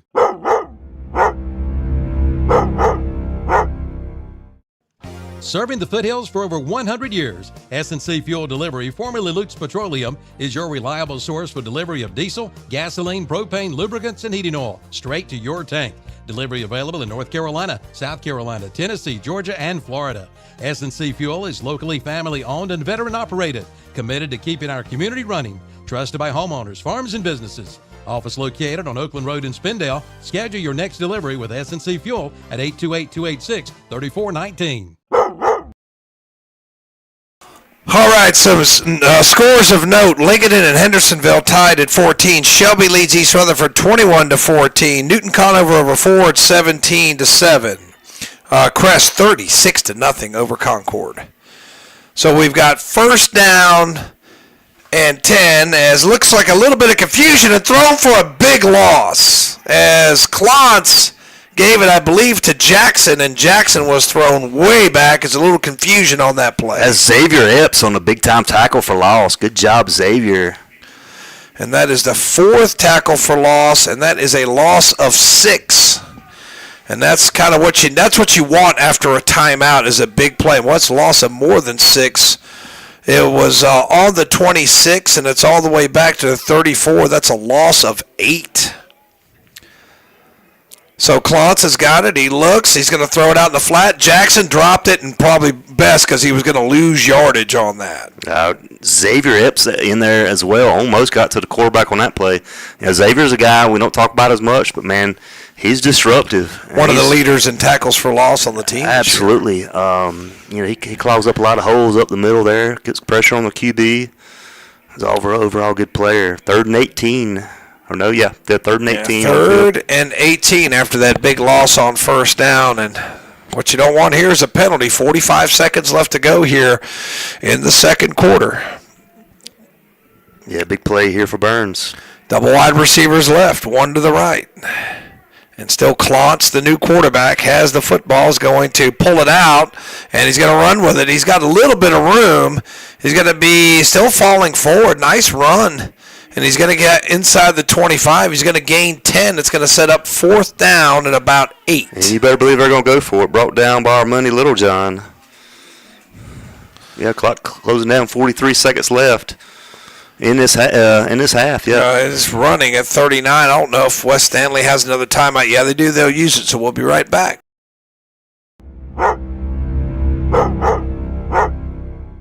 Some people say there are doers. And there are dreamers. But what's wrong with a little dreaming, especially when it's shared? With hard work, little dreams grow into big ones. At Kubota, we know that your work never stops, and we're inspired by those who dream. But our equipment is built for dreamers and doers, like you. Kubota, built for those who do. Your Kubota dealer is Parker Farm Service, 126 Bessie Drive, Kings Mountain. Some more scores from around the area. Starmount leads Cherryville 21-7. Thomas Jefferson leads Winston-Salem Prep 20-0. Mountain Island leads Allegheny 7-0. In a baseball score, Robeson leads Kings Mountain 6-5. Monroe over West Rowan 28-7. Brevard, the likely opponent if Burns gets by this game, they lead West Stokes 14-0. Pisgah over West Iredale 13-6. High Brighton leads RS Central 14-0. East Lincoln 21-3 over West Henderson. I don't see a West Lincoln score yet. All right, big play, 4th down, and we'll call it 9. Let's see, try to see who the quarterback is. That's Clont's still in the quarterback, and he's got time. He's going to roll left. He's going to let it go. Deflected, and just let it hit the ground, and it does. Burns gets off the field with 30 seconds left to go. Good job by Burns, playing safe, getting the paws up, knocking the ball down. Yeah, that's our money, Littlejohn, on the pass deflection. Almost got to the QB. It's kind of a he's going to kind of throw it up, kind of a Hail Mary situation. Yeah. And Armani's got the long arms, was able to get up and knock it down. So Burns will take it on their own 25. So if I know Coach Devine, I think he's going to try to get the ball downfield, put some more points up. He's got the standard offense on the field. He definitely not. He's got the playmakers out there. So double wide receivers to the right. Yeah, do have 30 seconds to work with. There's a little screen pass here to Wells, maybe. And Wells comes in motion, heads up field early, no call. They're going to throw it to him, and he caught it. He's up the 50. He's going to go. 40, 30, 20, 10. Touchdown. A numbers bookkeeping touchdown from 75 yards out. Dixon to Wells. What a passing catch. Good job. I didn't know if he caught that or not. Kind of a jump ball pass. Brought it down, and it's untouched all the way into the end zone. Good job there, Romello Wells. And that puts him over 100 yards. He's at 107 yards receiving in the first half. That makes it 34-7, pending the on-the-go quick lube extra point. And that's why you leave the offense on the field. Absolutely. I knew. With the weapons we got, there's no reason not to. Even with no Davis and no Ussery. Snap back, good hold. Kick is good, 35-7. What a job Dixon's done on extra points tonight. We'll be right back.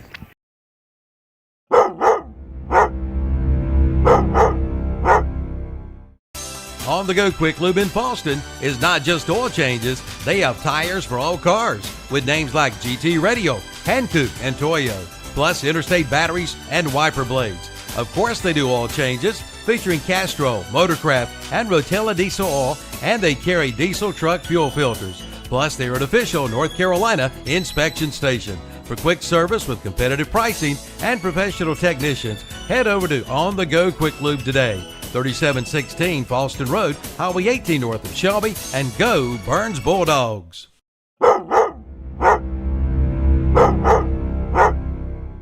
Plumbing problems can drive you plumb crazy. Not anymore. Use your head. Call Olmsted to take care of your plumbing needs. Olmsted Plumbing has been serving this area since 1973. Hey, that's over 50 years. Plumbing problems can happen anytime, and anytime is not a good time. From slow toilets to leaky pipes to clogged drains, Olmsted Plumbing can do it all. Just call 828-245-7302 or visit the website at olmstedplumbing.com. Like we said, use your head. Call Olmsted. Olmsted Plumbing, you'll be glad you did.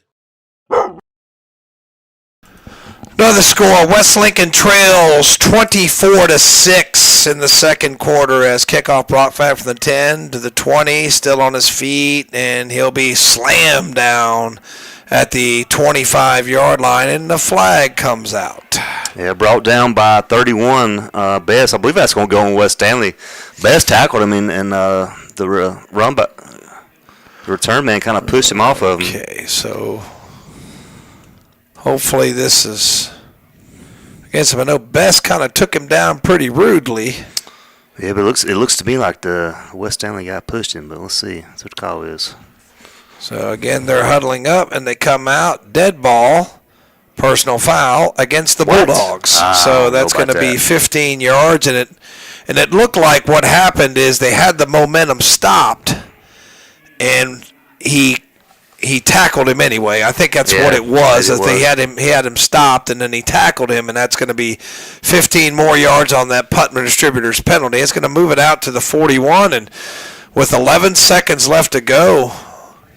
So they were supposed to have it on their own 26. I don't think they're going to run. They're going to kneel on it, looks like. Let's see, and they do. So they kneel on it. An interesting decision there, but that's going to take us to the Parker Farm Service halftime show. So, Burns, even though they fumbled 3 times and they suffered an injury to Ussery, they still lead 35-7 here at the break. We'll have some stats and analysis coming up in just a few minutes. Don't go anywhere. You're listening to Burns Football, brought to you by West End Sale.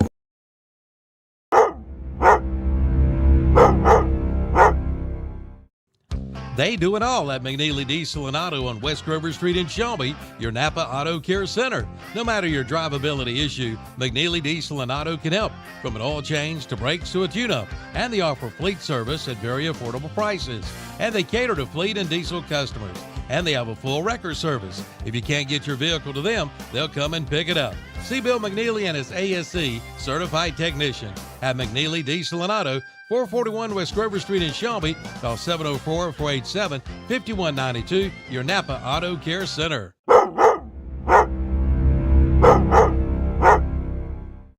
For 17 straight years, Via Health Partners has been voted #1 in hospice. There's got to be a reason. Via Health Partners provides exceptional care. The comfort of their patients is their top concern, and that's why they offer hospice care wherever a patient calls home.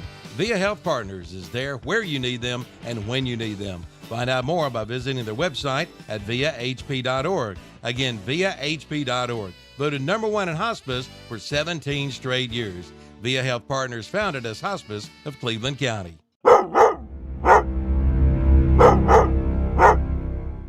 Planning a funeral service can be a very difficult process for families who have just lost a loved one. Celebrating lives and healing grieving hearts is the theme for the Stamey Tysinger Funeral Home and Cremation Center in Fallston. It's important to them to provide those who are grieving with a supportive environment in which they can begin to find closure, say goodbye, and come to terms with their loss.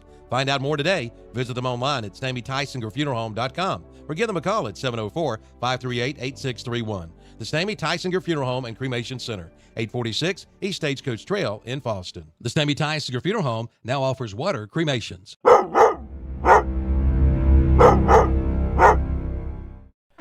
Since 1968, Putnam Distributors in Patterson Springs has been serving this area with a full line of automotive products, including oils, transmission fluids, antifreeze, filters, chemicals, parts, and supplies for all types of automobiles and trucks, with many brands to choose from. They sell to individuals or wholesale. Just visit their walk-in counter. Putnam Distributors, 1626 Peterson Drive off Highway 180 south of Shelby. Call 704-487-9395 or visit the website at PutnamDistributors.com.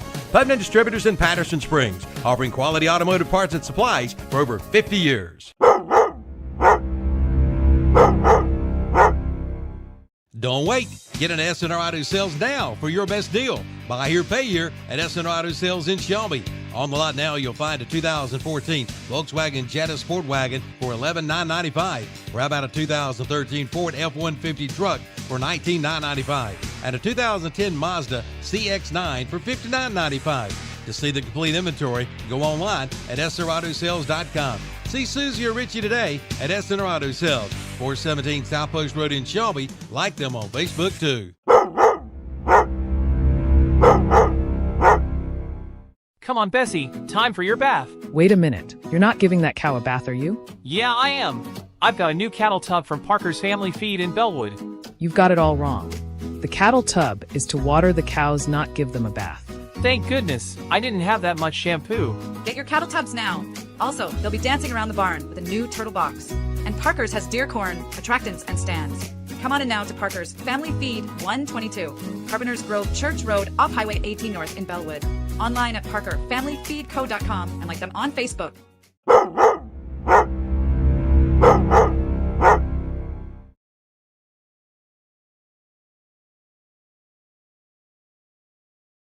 Oliver's. All right, we're back. Halftime show brought to you by Parker Farm Service. Dominated by Burns, but they about let it get away from them with 3 first-half turnovers. One led to a touchdown, but the others, a missed field goal, a turnover on downs at the 1-yard line. That's West Stanley's chance to get back in the game. Then a couple of big plays by Burns. They get touchdowns late by Wells, the 1-yard TD run by Wells, and then a 75-yard touchdown run by Wells. And just like that, Burns extends the lead to 35-7, and that's on your Bill Shuford scoreboard. Well, like I said, I had a few miscues, but credit this Bulldog defense, for keeping West Stanley had their opportunities, deep in our territory, and that defensive front stood up and kept them out of the end zone and only allowed them to get 7 points on the board. All right, so if we look at some by the numbers, if we look at West Stanley, their rushing game has been kept in check. They only have 13 yards, and they have 1, 2, 3, 4, 5, 6, 7, 8, 9, 10, 11, 12, 13, 14, 15, 16, 17. 21 carries for 13 yards. That ain't going to get it done. Nope. And so just credit that Bulldog defense. And I have them unofficially, the Bulldog defense, for 4 tackles for loss. I know we've called Little John and we've called Jude Towery's name on those tackles for loss. So just a great job by that Bulldog defense in the first half. Yeah, like Xavier Epps is disrupted some stuff, got a couple tackles. Mark-Kalen Camp's been everywhere, is having another good game as always. So you got to credit those guys. I think McKenzie's got a couple good stops too. So. They much more effective in passing the football. They combined their quarterbacks at 9 for 15 with a touchdown. But the big miscue was the interception. Justin Porter picks it off and takes it in from 30 yards. So Burns does have a defensive score. Mm-hmm. So 153 total yards for West Stanley and 2 big turnovers. Both led to Burns touchdowns. Yeah, like anytime your defense can play at that and get a pick six and put points on the board, it sets your offense up.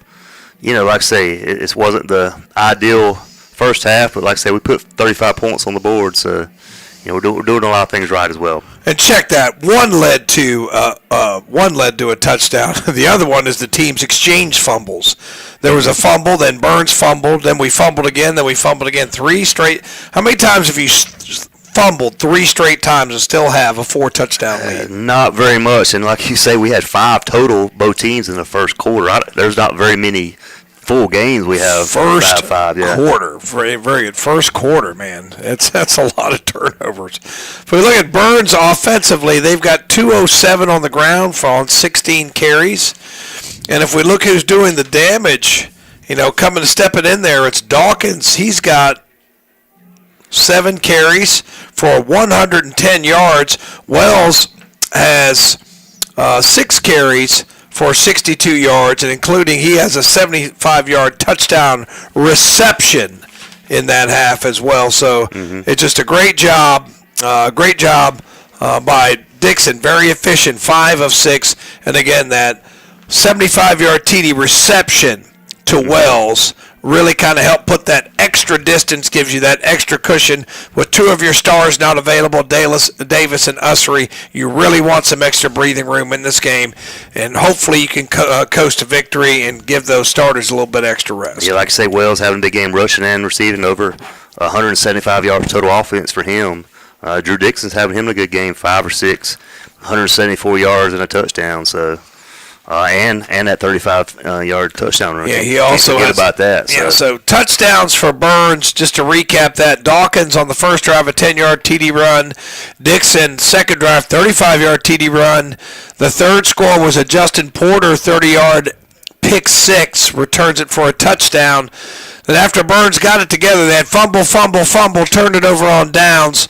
Wells caps off a 6-play drive with a 1-yard TD run, and then a one-play drive, 75-yard TD reception, Dixon to Wells, and that's what made it 35-7. And great job by Dixon stepping in there for Ryan Sisk. He is 5 for 5 on PATs tonight. Yeah, he's got a leg for sure, and on kickoffs he kicked one and had a touchback, so you don't see that a lot in high school football. So yeah, doing a great job, and I know that a little bit of a think of a hamstring or leg injury for Sisk, so he's decided to rest it tonight, and hopefully he'll be back. Yeah, we need him for sure next week. Hopefully we'll go up. Looks like Brevard's up 14-0 will be the next week opponent. So. All right, we'll give you the full scoreboard in just a few minutes. Hopefully you're enjoying the Burns High School Marching Band. Once again, it's Burns 35. West Stanley 7 on your Bill Schufer scoreboard. You're listening to the Parker Farm Service halftime show, and as always, Burns football brought to you by West End Sales.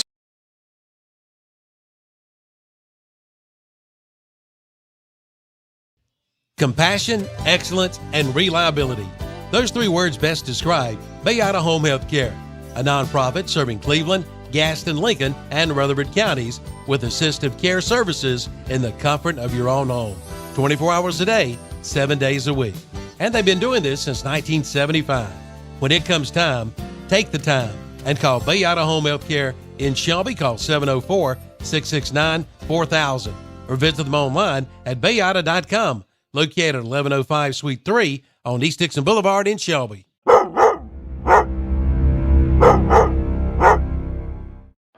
There might be other Coyote tractor dealers in the area, but there is only one that stands above the rest, and that's Weston Sales in Vail. There's a reason they have been one of the top-selling Coyote tractor dealers in America today.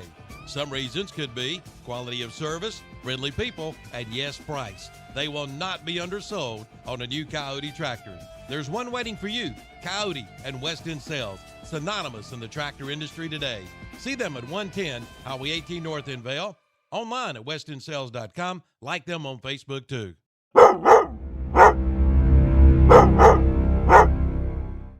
Since 1988, the Transportation Administration of Cleveland County, also known as TAC, is the nonprofit agency and operates demand response services for non-emergency medical transportation in this area. It also has a fixed bus route that is provided in the city limits of Shelby, and it is free. For more information, call the Transportation Administration of Cleveland County at 704-482-6465. Again, 704-482-6465. Visit the website at tacshelbync.com. Don't wait. Get an SNR Auto Sales now for your best deal. Buy here, pay here at SNR Auto Sales in Shelby. On the lot now, you'll find a 2014 Volkswagen Jetta Sport Wagon for $11,995. Or how about a 2013 Ford F-150 truck for $19,995. And a 2010 Mazda CX-9 for $59,995. To see the complete inventory, go online at SNRAutoSales.com. See Susie or Richie today at SNR Auto Sales, 417 South Post Road in Shelby. Like them on Facebook too.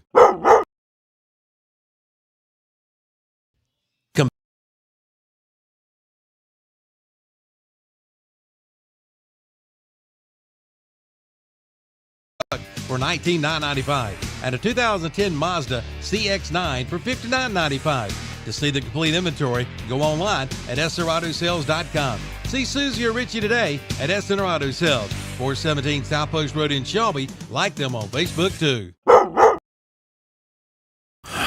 All right, as we continue the Parker Farm Service halftime show, got some more scores on your Bill Schufer Heating and Air scoreboard. Shelby now up 43-20 on East Rutherford. A lot of people thought East Rutherford had a good chance in that game. They had a very good season, came in at 9-1, had the bye. Yeah, you can't sleep on those guys yet. Well, it's just the conference, the strength of the conference. I mean, a lot of those teams in that conference over there just weren't good. Maybe that 9-1, not quite what you might think it is. Shelby doesn't get the bye. They come in and they go into East Rutherford, and they seem to be having their way 43-20. Mountain Heritage up 38-6. Lincoln tied at 21. It's interesting. Yeah, so who they playing? Let me see here. Lincoln and I had at Hendersonville in Lincoln.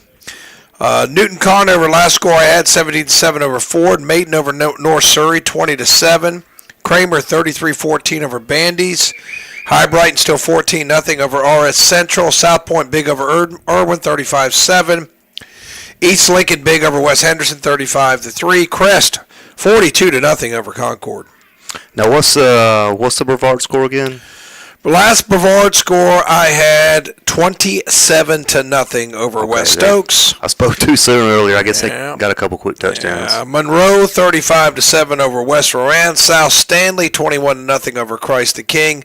Pisgah 13-12 over West Iredell. Kings Mountain 18-6 over Robertson. Who thought a team that got beat 70-0 when was getting ready to win a second-round playoff game? Mountain Island 7-0 over Allegheny, and Thomas Jefferson 20-0 over Winston-Salem. I think I said it earlier. Starmount 21-7 over Cherryville. And that's your Bill Shuford Heating and Air scoreboard on the Parker Farm Service halftime show. Second half kickoff coming up here. It's Burns 35, West Stanley 7. We'll be right back.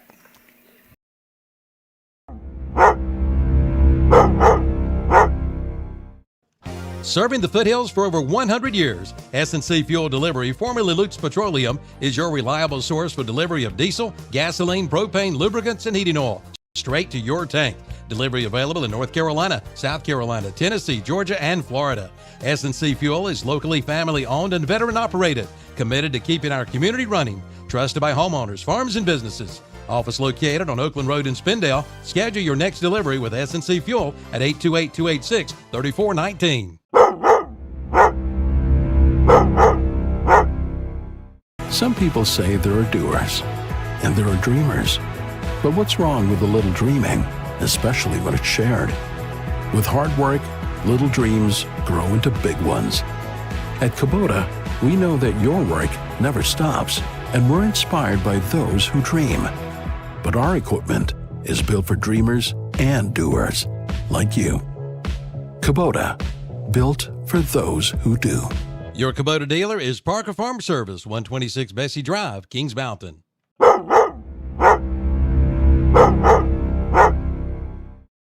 On the Go Quick Lube in Falston is not just oil changes. They have tires for all cars with names like GT Radio, Hankook, and Toyo, plus interstate batteries and wiper blades. Of course they do oil changes, featuring Castrol, Motorcraft, and Rotella diesel oil, and they carry diesel truck fuel filters. Plus, they are an official North Carolina inspection station. For quick service with competitive pricing and professional technicians, head over to On The Go Quick Lube today. 3716 Falston Road, Highway 18 north of Shelby, and go Burns Bulldogs.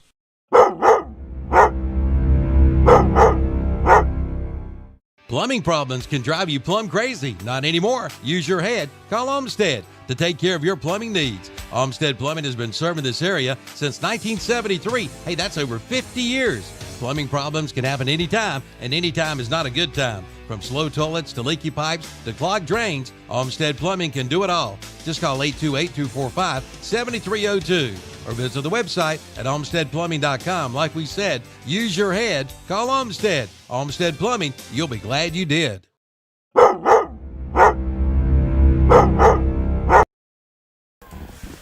All right, second half kickoff coming up shortly. Once again, your score at halftime, 35-7, Burns in control. Thank you to Bill Shuford, Heating and Air, for picking up the scoreboard sponsorship this week. And Parker Farm Service always bringing you the halftime show. And our title sponsor, West End Sales. I tell you what, the leaves are falling down. You better get up to West End Sales, get yourself a new backpack blower, get yourself a new lawnmower to mulch up those leaves. Thank you, West End Sales, for being a long-time supporter of Burns Athletics. Absolutely. Without these guys, we couldn't do what we're doing, so we appreciate it. Absolutely not. And Burns taking the field. And what we'd like to see is a 3-and-out, a touchdown, a running clock, and let's get into bed because my wife's waiting on me at home. I'd say, on offense, keep your foot on the gas. Don't be complacent. Keep pounding and keep doing what we're doing on defense. And like I say, get to this 5 o'clock and let's get this game under wraps here. So it's going to be West Stanley will take the first possession. So I'm drawing me a little line there to show where my first half ends. So they're going to get the ball at this opening kickoff, Jam & J's Pizza Factory kickoff. And, talked about Drew Dixon. Drew has stepped in there. Your kicker goes down. It's nice to have another guy. Dixon chose not to play his junior year, but remember, his sophomore year, he was the starting kicker. Mm-hmm. And it's nice to have that guy who's, hey, about as good as the guy he's replacing. Yeah. 5 for 5 on PAT. So. Well, like I said, we do miss Sisk. Ryan Sisk has been excellent for us all year. Is having a heck of a season. Yeah, hopefully he'll be back next week. But it's always good to know you got somebody that can fill in and take care of business. Next man up, man. It's a luxury to have a guy who's pretty good and can step in there and get the job done. And we've seen that too. Some Ussery goes down, Davis goes down, and we've seen Chris Dawkins come in there, man, just about as good as the guy he replaced. So. Yep. Just it's nice to have that next man up mentality. So Dixon takes a look at his guys, and foot meets ball. Short kick. It's going to be dangerous. And it's going to be on the ground and covered up by West Stanley at their own 33-yard line. That's where they'll start. First down and 10. So the West Stanley, let's see who's going to come out at quarterback. We saw Klontz come in. We hadn't seen any stats for him this year at that position. So Snyder, what did start at quarterback, and it looks like, is that 13 out there? It's 13, yeah, that's Klontz. That's Klontz. Yeah. Split backs, double wide receivers left and right. Klontz.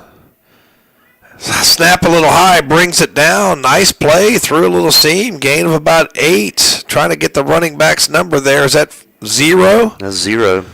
So that is 0. Carter Shaw, I should say, and it's going to be close to a first down for West Stanley. And good tackle there, Markalen Camp. So was that a penalty flag? So what do we got? And it's going to back it up, so wipe out the run. I was not looking. I didn't see. And that's going to be holding. So that's going to be a 10-yard penalty against West Stanley, and that'll make it. That wipes out a nice first down play, makes it first down and 20. So snap is high. And through another crease. Is that 0 again as he's wrestled down? Let's see. No, that's 15. That's Pope. And nice gain on first down, but still behind the sticks as he'll get close to 8 yards. So nice run there by Pope to get almost all the penalty yardage back. It'll be second down and 13. I never saw the penalty flag on the first play. I didn't either. That caught me off guard as well, but we'll take it for sure. You're right. We'll take it. Wiped out an 8-yard gain. So second and 12. Klontz backs, has time, lets it go. Man's there. Pass is too short and incomplete. Yeah, it would have been a good catch. That's intended for 8. Luckily for Burns, incomplete. Yeah, Klontz has missed his last 3 pass attempts, and this makes it third down and 12. Yeah, not sure about, was it Snyder, the start quarterback? I don't know if he's hurt. I don't see 2 out there at all. He might have been hurt. So Klontz has come in, and he's a big kid. Looks like he's trying to get a little frustrated. Didn't know what the play was. Triple wide receivers right, 1 to the left. Klontz has it. He's back. He's got time. He fires over the middle, incomplete. And I think he was either a little bit too much velocity for the short man, and I think he had another man who was open over the middle who kind of threw his arms up in frustration. But that's a quick 3 and out for West Stanley, and they'll be forced to punt. Well, I think like you said, I think that was intended for Danzy, the guy, and I think the intermediate guy probably disrupted that. Right. That pass lane. So there's a little bit, but there's confusion at the start. And now Burns with the opportunity to get this clock moving. They get the quick 3 and out. Wells back. Punt away, and Wells will let it go. As it's going to land. Get out of the way. Don't let it hit you. And, ooh, that's dangerous. And it didn't. I'll tell you what, he had to do a little skip and a hop to get out of the way, but ball rolls dead at the 30. So Burns will take it there on their own 30. First down and 10 with 10:49 left to go in the third quarter. Got Dixon out there back at quarterback. Dawkins in there. We got Mason Brawley in there at tight end. I think it's the Donaldson and Wells, usual cast. Pretty much the same starting lineup as we had the first half, because Dawkins was the back replacing Davis tonight. Double wide receivers to the right. Snap is back, a little bit low. Dawkins has it. He's hit near the line of scrimmage. Breaks a tackle and takes on more tacklers. Falls forward. What should have been maybe a gain of 1 turns out to be a gain of 8. What a run, Chris Dawkins. And we got a late penalty flag, looks like. Let's see if that's a face mask. Usually that's what it would be around there, but they're facing Burns. It might be a hold. A heck of a job breaking that tackle there. Let's see what we got. Dead ball. Unsportsmanlike against Burns. Seen a lot of that tonight. And then, yep, that's going to be another Putnam Distributors penalty. I can't tell where that happened at, but right at the end of the play is where the flag was. I guess something was said at the end of the play, and that's going to back up Burns 15. It's going to give Dawkins the credit for the 8-yard run and then mark it back 15. Man, I know, it wasn't obvious to us, but like you say, it was probably something verbal said, I guess. I don't know. So 2nd down and 15, or about that, or maybe 16. And in the shotgun is Dixon, tries to draw him offside. McKenzie in the backfield now. Looking over at the sideline, trying to get some instruction from the coaches. 10 on the play clock. Claps the hands, has the football. McKenzie, no, nice little play action. Did he catch it? No, incomplete. It was Brawley was the intended receiver. Fooled me too. I didn't see it. A little underthrown. Might have been an RPO, but Brawley was open up the seam, just couldn't get it to him. Yeah, a little underthrown. He had a lot of space around him for sure. Kind of snuck out there in the flat. Nobody around him. So 3rd down, 16. And Burns in danger going 3 and out on their first possession. So I think, maybe Dawkins was the one that said a little something. Maybe the coach is making him think about it a little bit. And Dixon's got it. He looks. He throws. Man's out there. Wells threw his hands and incomplete. Had him there, but couldn't haul it in. And unfortunately for Burns, that's going to be a quick 3 and out for them. Yeah, it was a little high, but maybe hard to tell if it was a catchable ball or not. Would have been a good play regardless, but it's like 3 and out. So both teams trade 3 and outs, and now Dixon, I believe this is the first punt of the game. Yep, I think you're right. So Dixon back to punt. I'm trying to say it's got to be Danzy back there to receive it. Yep, it is, I think. And Dixon left foot into it, knuckleball away from Danzy, and Nate Wilson catches it, but that's going to be spotted very generously if it's spotted at the 49, because Nate Wilson caught it on the plus 49, and they're going to mark it on the West Stanley 49-yard line. So break for Burns as they gain about at least 6 or 7 yards on that. Yeah, they'll have it right at midfield there.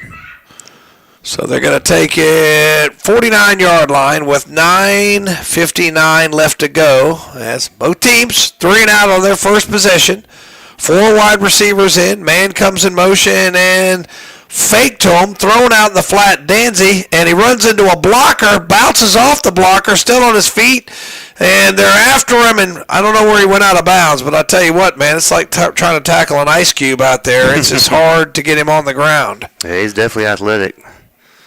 I don't think anybody actually brought him. I think he stepped out. But gain of 6.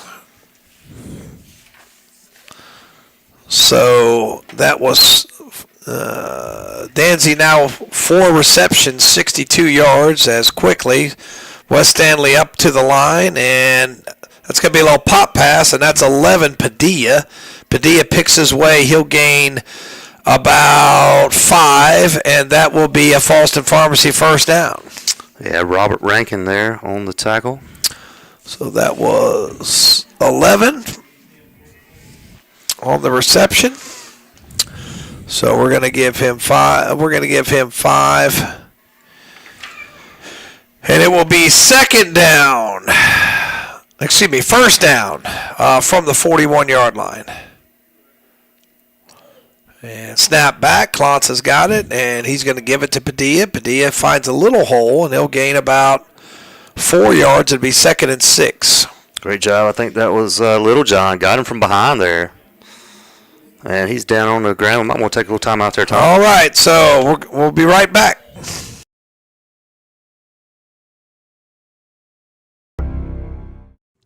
They do it all at McNeely Diesel and Auto on West Grover Street in Shelby, your Napa Auto Care Center. No matter your drivability issue, McNeely Diesel and Auto can help, from an oil change to brakes to a tune-up. And they offer fleet service at very affordable prices. And they cater to fleet and diesel customers.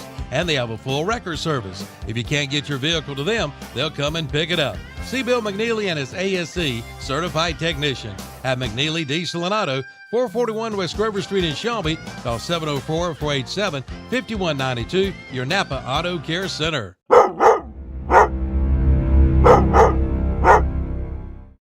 For 17 straight years, Via Health Partners has been voted #1 in hospice. There's got to be a reason. Via Health Partners provides exceptional care. The comfort of their patients is their top concern, and that's why they offer hospice care wherever a patient calls home. Via Health Partners is there where you need them and when you need them. Find out more by visiting their website at viahp.org. Again, viahp.org. Voted #1 in hospice for 17 straight years. Via Health Partners, founded as Hospice of Cleveland County. 2nd down and 6 for the Colts. It looks like Little John was okay, came off. Man comes in motion, and Klontz fires over the middle. Picked off! And that's picked off, trying to get the number there, coming the other way. So that's Naquan Marble. Ball comes out, covered by Burns. It looks like a Bulldog got on the football. Yeah, we did. And Marble with the interception, fumble, and Johnny on the spot. Let's see who recovered that fumble. That's Mason Brawley on the recovery. So Brawley saved the able day to get there. on that. So that's going to be an interception and the 3rd turnover. Now each team with 3 turnovers. Yeah, great job. Naquan Marble right on spot for the INT. Good job, Mason, recovering that. That'd have been bad to lose So that Burns will take it on their own 36-yard line with 8:41 to go. And 3 and out on their last possession. Their only, punt of the game. Double wide receivers left. Snap back. And it's going to be Dawkins through crease. There he goes. 50, 40, 30. He's going to the house. Touchdown, Burns, as he takes it all the way from 64 yards out. Chris Dawkins untouched up the middle, and Burns is at the fast clock. Great job, Chris Dawkins. So that is one play, 64-yard touchdown by Dawkins. And now we're at the quote-unquote 1 point away, because extra right point has to be made on the on-the-go quick lube extra point. As Dixon's going to try to make this a 35-point game if he's able to convert here.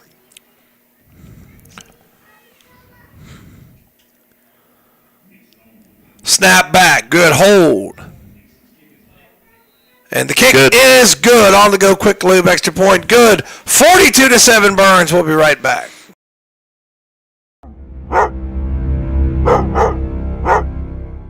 Planning a funeral service can be a very difficult process for families who have just lost a loved one. Celebrating lives and healing grieving hearts is the theme for the Stamey Tysinger Funeral Home and Cremation Center in Fallston. It's important to them to provide those who are grieving with a supportive environment in which they can begin to find closure, say goodbye, and come to terms with their loss. Find out more today. Visit them online at StameyTysingerFuneralHome.com or give them a call at 704-538-8631. The Stamey Tysinger Funeral Home and Cremation Center, 846 East Stagecoach Trail in Fallston. The Stamey Tysinger Funeral Home now offers water cremations.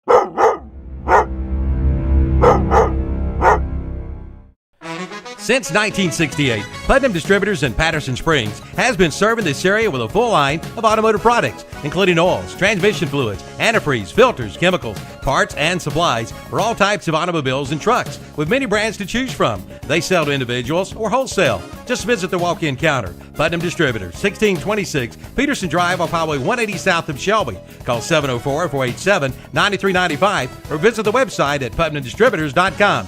Putnam Distributors in Patterson Springs, offering quality automotive parts and supplies for over 50 years. Jam J's Pizza Factory kickoff coming up as the quote-unquote fast clock has started here at Burns. And Burns on their way to a date with Brevard next week. Ball kicked out of bounds, so that's going to draw the Putnam Distributors penalty. And that will cost Burns yardage out to the 35-yard line. You don't want to kick the kickoff out of bounds. No way. I think they put that one in high school. They put it at the, I can't remember, 35 or 40. We'll see. But, you know, great job there by Dawkins as he's been, 35-yard line. He's filled in beautifully for Max Davis tonight. Absolutely. Yeah, he's playing a heck of a game. Just a sophomore, too, so he's got a bright future here at Burns. All right. 35-yard line for West Stanley as they take it over with 6:30 on the clock, and it's going to be Padilla on a little reverse. And he's got the 40. He's got the 45. He's got the 50. So nice run by Padilla. Give him, from the 35, give him 17 yards and a Falston Pharmacy first down. Yeah, great job, Cam Howe, tracking him down for the tackle. So 17-yard advance. That's 21 yards for Padilla. And that does move the sticks. That is the 9th first down for West Stanley. And we've got a penalty against Burns, which will be tacked on to the end. What was the call there? And it's another unsportsmanlike conduct penalty. Too many of those tonight.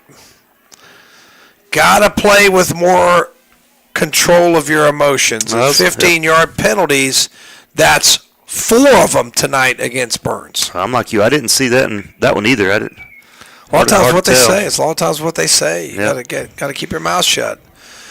Double wide receivers right, one to the left. Clontz in the gun, has the football, throws it out in the flat, caught. And nice little play there. Couldn't see who caught it. That was 12, I believe. 12? No, 11. Check that. My bad. So that's Padilla on the reception. So we're going to give him 5 yards. It'll be 2nd down and 5. So ball just inside the 30 to the 29-yard line. Double wide receivers left and right. Clontz in the gun, takes the snap back. He's got time, fires it out in the flat, caught and hit immediately. Is that 12? That's 11 again, Padilla. 11, Padilla again. Hit hard by Robert Rankin. And we're going to give him 2 yards. And it'll be 3rd down and about 4. 4:38 left to go, but clock will not stop unless there's a timeout or an injury with a 35-point advantage. Snap back. Clontz fires. Corner of the end zone. Going to be a jump ball. Intercept. And then taken away. Is intercepted for a moment, but goalie Gonda turned into the defensive back there and took an interception away. That was Legend Phillips. Almost had him a pick there. Like I say, kind of pulled him back last second. And to give you some scale here of how good Shelby is. Shelby 58, East Rutherford 20. That's halftime. Thank you, Adam. Wow. They are not playing around. So 4th down. And Clontz has got it. Throws it out in the flat. Little hook and ladder play, and it works.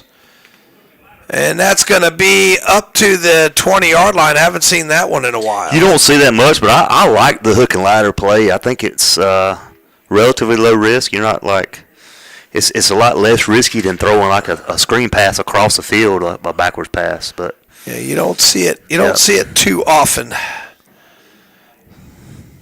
So gain of 6. It's coming back. I didn't see that penalty flag either. Wow.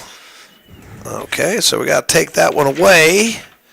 And that's a 5-yard penalty. Not sure what it was, but only 4 penalties against West Stanley tonight, but that's a costly one. Takes away a first down after a nice little hook and ladder play.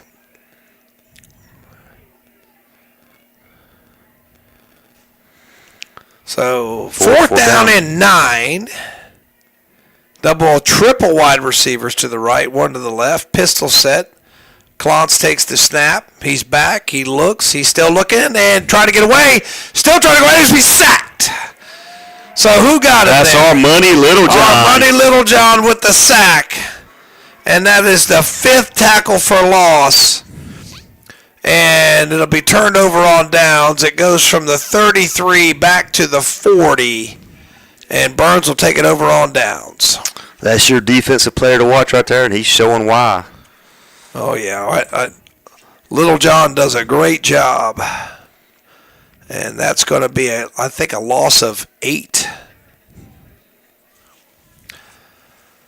So Burns will take it first down and 10 from their own 40-yard line. So the snap is back. Handoff. Swallowed up this time. Wasn't sure who the ball carrier was. Is Dawkins there? Dawkins, and this time he'll actually lose a yard. I think he will, and it'll be 2nd down and 9.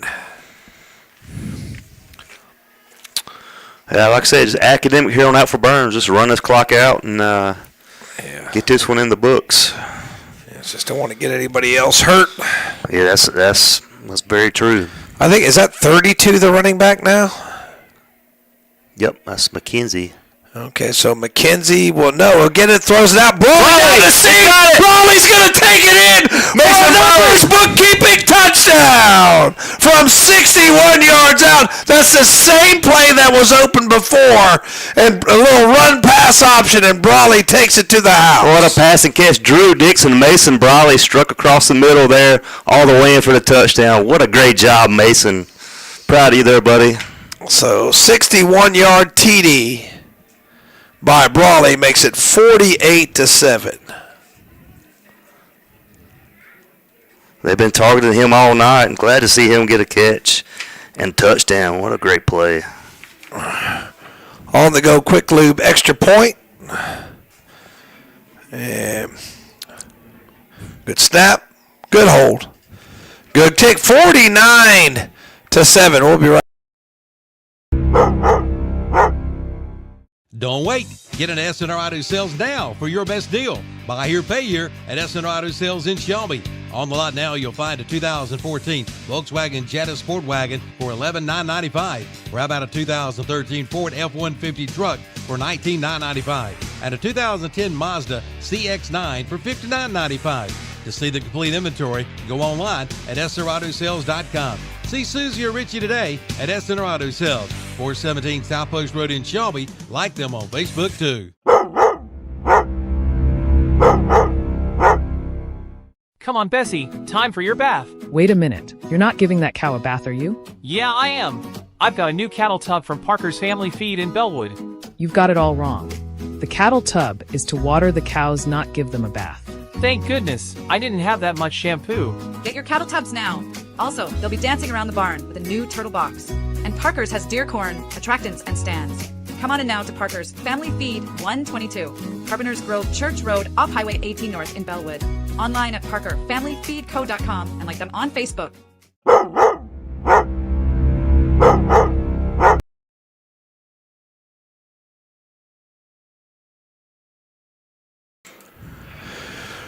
All right, 49-7 after that 61-yard touchdown by Brawley. And Burns is pretty much in cruise control mode now. 49-7. Clock will begin to run as soon as this kickoff, and we're 12 minutes away from a trip to Brevard next Friday night. Yeah, get your bags packed and head up the mountain. It's going to be a good one next week. Number 1 seed. Bring some Brevard. extra clothes. They're not going to let us in the press box. So it's Dixon, kick, knuckleball, and it's picked up at the 25 and taken to about the 35. So West will take it on their 35-yard line. Donaldson and Camp there on the tackle. So Burns able to overcome those turnovers, but they did force 3 West Stanley turnovers. So it's a wash on that. Other than those 3 fumbles, and the other thing that you might want to circle that Burns needs to address, 4 15-yard penalties. Other than that, it's been a really stellar performance. Yeah, offense clicking on all cylinders. And I think it's still Clontz, triple wide receivers to the right. Now, Clontz comes out of there, and it's going to be get over the head. Danzy throws it out to Clontz, and Clontz is taken down at the 30-yard. Looks like he tried to run a little trick play. Didn't work. Loss of 6. We'll credit Porter a tackle for loss there. Justin Porter coming up, make a good stop. Okay, so we've got, that's weird there because we've got the quarterback, number 13, with a 6-yard loss. And like I said, I'm gonna assume that Snyder's hurt because hadn't come back in the game. Have not seen him. So I think it's a loss of 5 where they're going to mark it, and it's going to be another Putnam Distributors penalty. And pre-snap, unless it's an illegal substitution, let's see, they're going to talk about it.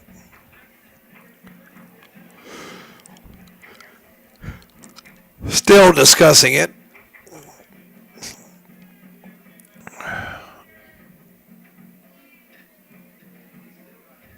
And they're still discussing it. I mean, what is there to discuss?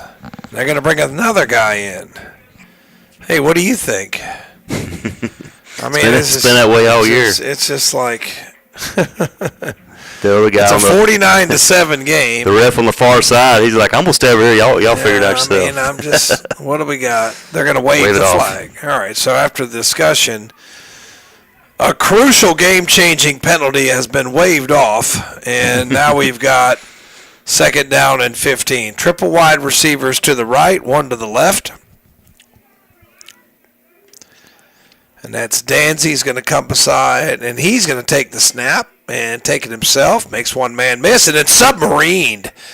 Taken down pretty hard there at the 30-yard line, so he doesn't gain anything. It's going to be 3rd down and 15. That's best there. Got a big lick on there. I tell you what, whenever you see a quarterback get hit in the knees like that, you got to hold your breath a little bit. Absolutely. And Danzy, let's see, Danzy is just a junior coming back next year. Triple wide receivers, and they didn't know the snap count, and this one all over it and it's thrown to the ground. Nice play there by 15. That's Trey Parrish. And that is going to be, who caught the ball? I think it was Padilla. Okay, so Padilla with a reception and no gain.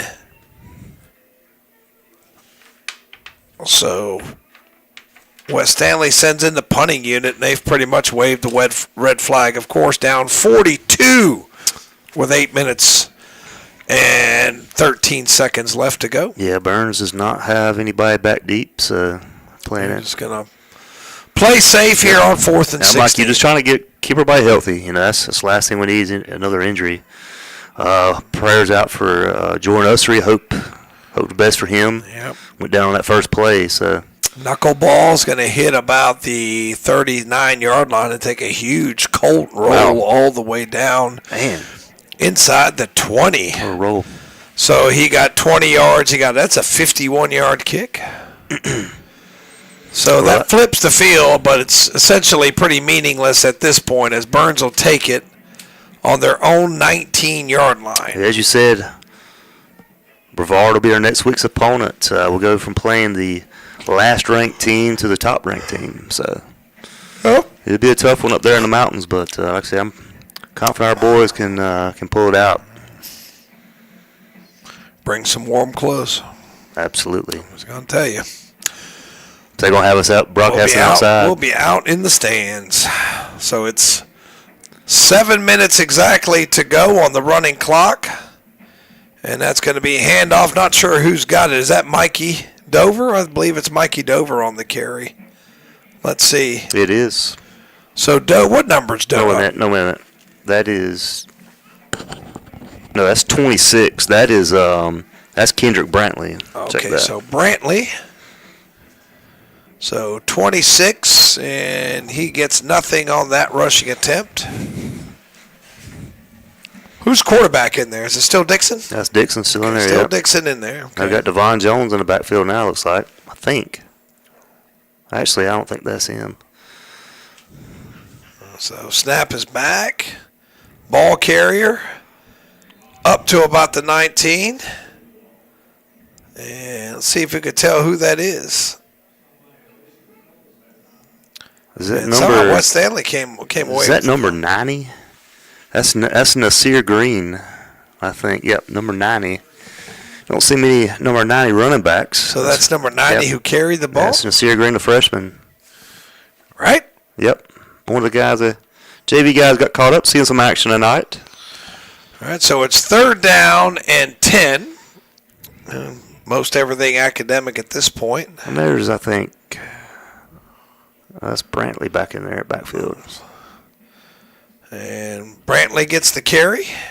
What number is Brantley? 26. Okay. I think that was him. And didn't look like he got anything. Maybe lost a yard. And that's going to be a quick 3 and out for Burns. But at this point, it's all about self-preservation as the clock ticks towards 5 minutes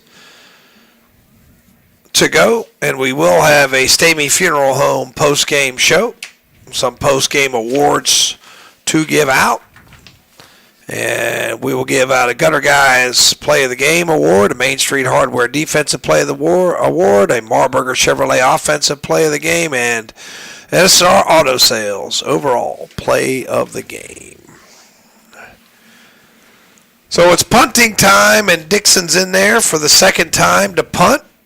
Snap is back, a little bit low, gets it away, knuckle ball, and it'll land about at the 48 and roll, and it'll roll inside the 40 all the way to the 37-yard line where it's touched dead there, and the clock continues to run with about 4:20 left to go in the game. So ball rolls dead at the 37. Got some more guys coming in there. We got Cam Wisnett checking in. Good to see these JV guys getting some PT. See some more guys. Let's see Watson, Adrian Watson, 35. Trying to hurry and get some guys on the field. He's 88. That's Evan McCracken out there, I believe. And handoff, and that's going to be Shaw. Pretty good run around the corner, still on his feet, shoved out of bounds. And let's see where he got to. He's going to take it from the 37. And that's 13 plus 6, 19-yard run. And a Falston Pharmacy first down.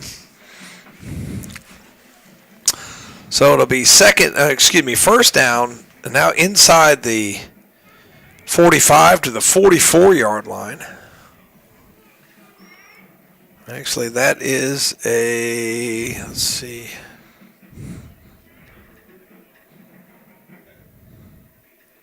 He's going to pass. Play action, and he's going to be taken down for a sack. About a 2-yard loss. Can't see who got him. That's Adrian Watson, 35. Get him for the sack. So that's going to be another tackle for loss for Burns. And I think I have him for 5 or 6 on the night. I've got him for 6 tackles for loss, including sacks. Got Tim Surratt checking in now for Burns. So second down. They actually gave him no gain on that. And that's Shaw again and dragged down, but not before. He's got a pretty good gainer. He's got 8. It'll be third down and 2. That's Watson again. Getting another tackle. It was actually that's what I gave him, 19-yard run on that one. So Shaw's been running pretty good. He's only got 2 carries, but he's got 27 yards. As the clock closes is on 2 minutes to go. And Clontz up under center, I formation, going to give it to Shaw again, and why not? And he's knocked down, but he falls forward, has 3 or 4 yards, and another Falston Pharmacy first down. Yeah, good little block, or good open field tackle there, Trey Parrish. So it's down to 1:45. And as we said, on to Brevard next week for the 3rd round. Top-ranked Brevard in the 4A classification in North Carolina, and somebody trying to get on the field. That's big number 79 running out there. Yeah, not sure the final score now or the score of that game. They were up pretty big. So Tim Surratt into the game.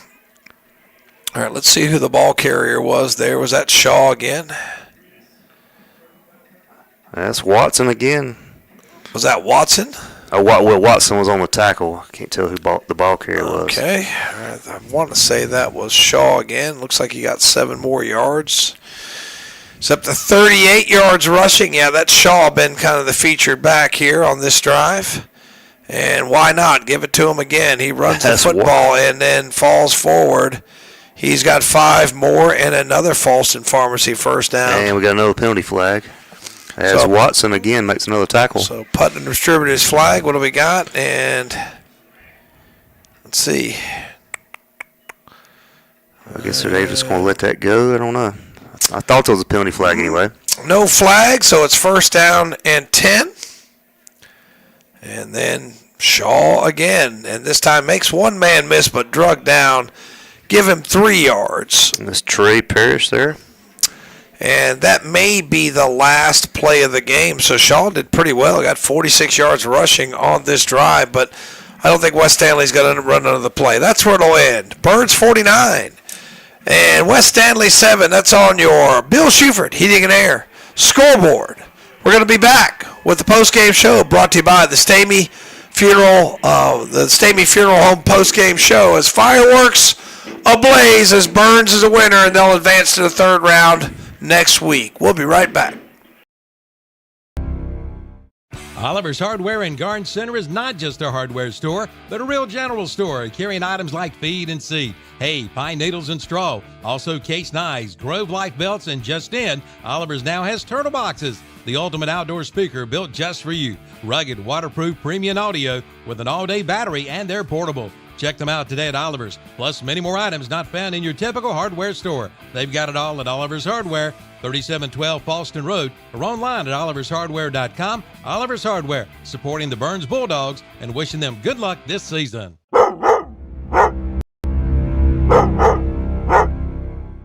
For nearly 50 years, the K family at Numbers Bookkeeping and Income Tax Service in Shelby have been taking care of your bookkeeping and income tax needs in Shelby, Cleveland County, and the surrounding area. They feature a staff of enrolled agents and experienced tax professionals. Make sure you get every advantage you deserve. That's Numbers Bookkeeping and Income Tax Service, 707 South Lafayette Street in Shelby. Give them a call at 704-484-2783. Online at numbersofshelby.com. They are there for you.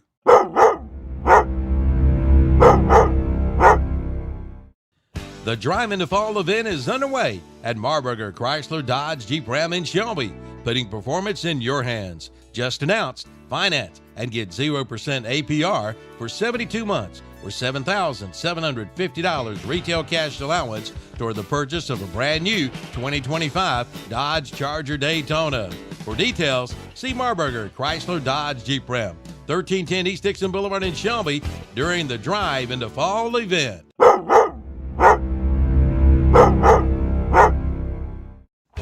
Main Street Hardware in Lawndale is your one-stop shop for everything you'll need to prepare your yard for the growing season. Seed, mulch, pine bark, spreaders, and more. And they carry the best Case knives, Milwaukee tools, Georgia boots, Valspar paint, and Red Max yard equipment, plus rocking chairs. But don't take our word for it. Head to Main Street Hardware, 356 East Main Street in Lawndale. Open 7:30 a.m. till 6 p.m. Monday through Friday, 8 a.m. till 4 p.m. on Saturdays. Find them on Facebook too.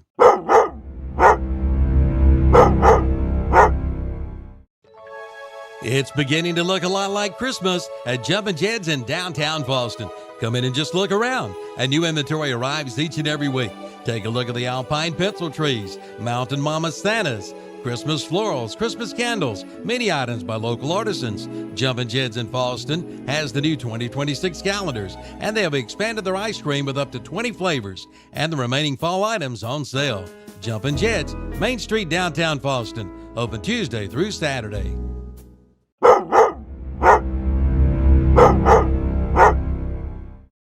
With a rich history spanning nearly 100 years, James River Equipment is known for its deep-rooted partnership with the iconic John Deere brand.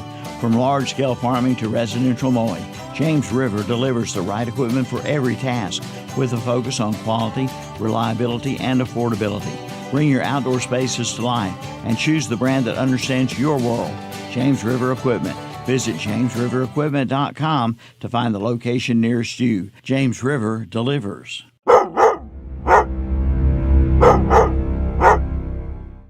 Gutter Guys in Kings Mountain is celebrating 20 years in business. Gutter Guys is the Carolinas' local leader in the gutter and roofing industry. Their team specializes in metal and shingle roofing and seamless gutter solutions tailored to enhance your home or business. Did you know that gutters that aren't cleaned at least once a year could lead to leaks, foundation issues, and costly repairs? Schedule your free estimate today by calling 704-879-4384. Again, 704-879-4384. Remember the name, Gutter Guys.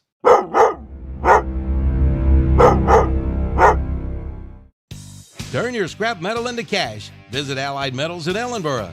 Allied Metals is buying all scrap metal, non-ferrous aluminum cans, and even cars. Allied Metals has a pull-apart area for cars. Give them a call to see if they have the part you need. Check out the small salvage area where items are sold from. Allied Metals buys gold and silver and offers cash for land and homes at top dollar. Very organized and a friendly staff. Turn your scrap into cash at Allied Metals. Check their Facebook page. They're located at 224 Piney Mountain Church Road in Ellenboro. In Cleveland County, you might see me at a local sporting event, the Cleveland County Fair. We might cross paths at the grocery store or at the next benefit. I'm your local Farm Bureau insurance agent, your local professional when it comes to protecting what you love and depend on most. I'm Bert Costner. Call me at 704-482-2436 for a quick auto, home, or life insurance quote. And to learn more about how Farm Bureau insurance can save you time and money, be sure to ask for me, Bert Costner, 704-482-2436. Call Bert Costner, your local Farm Bureau insurance agent, today.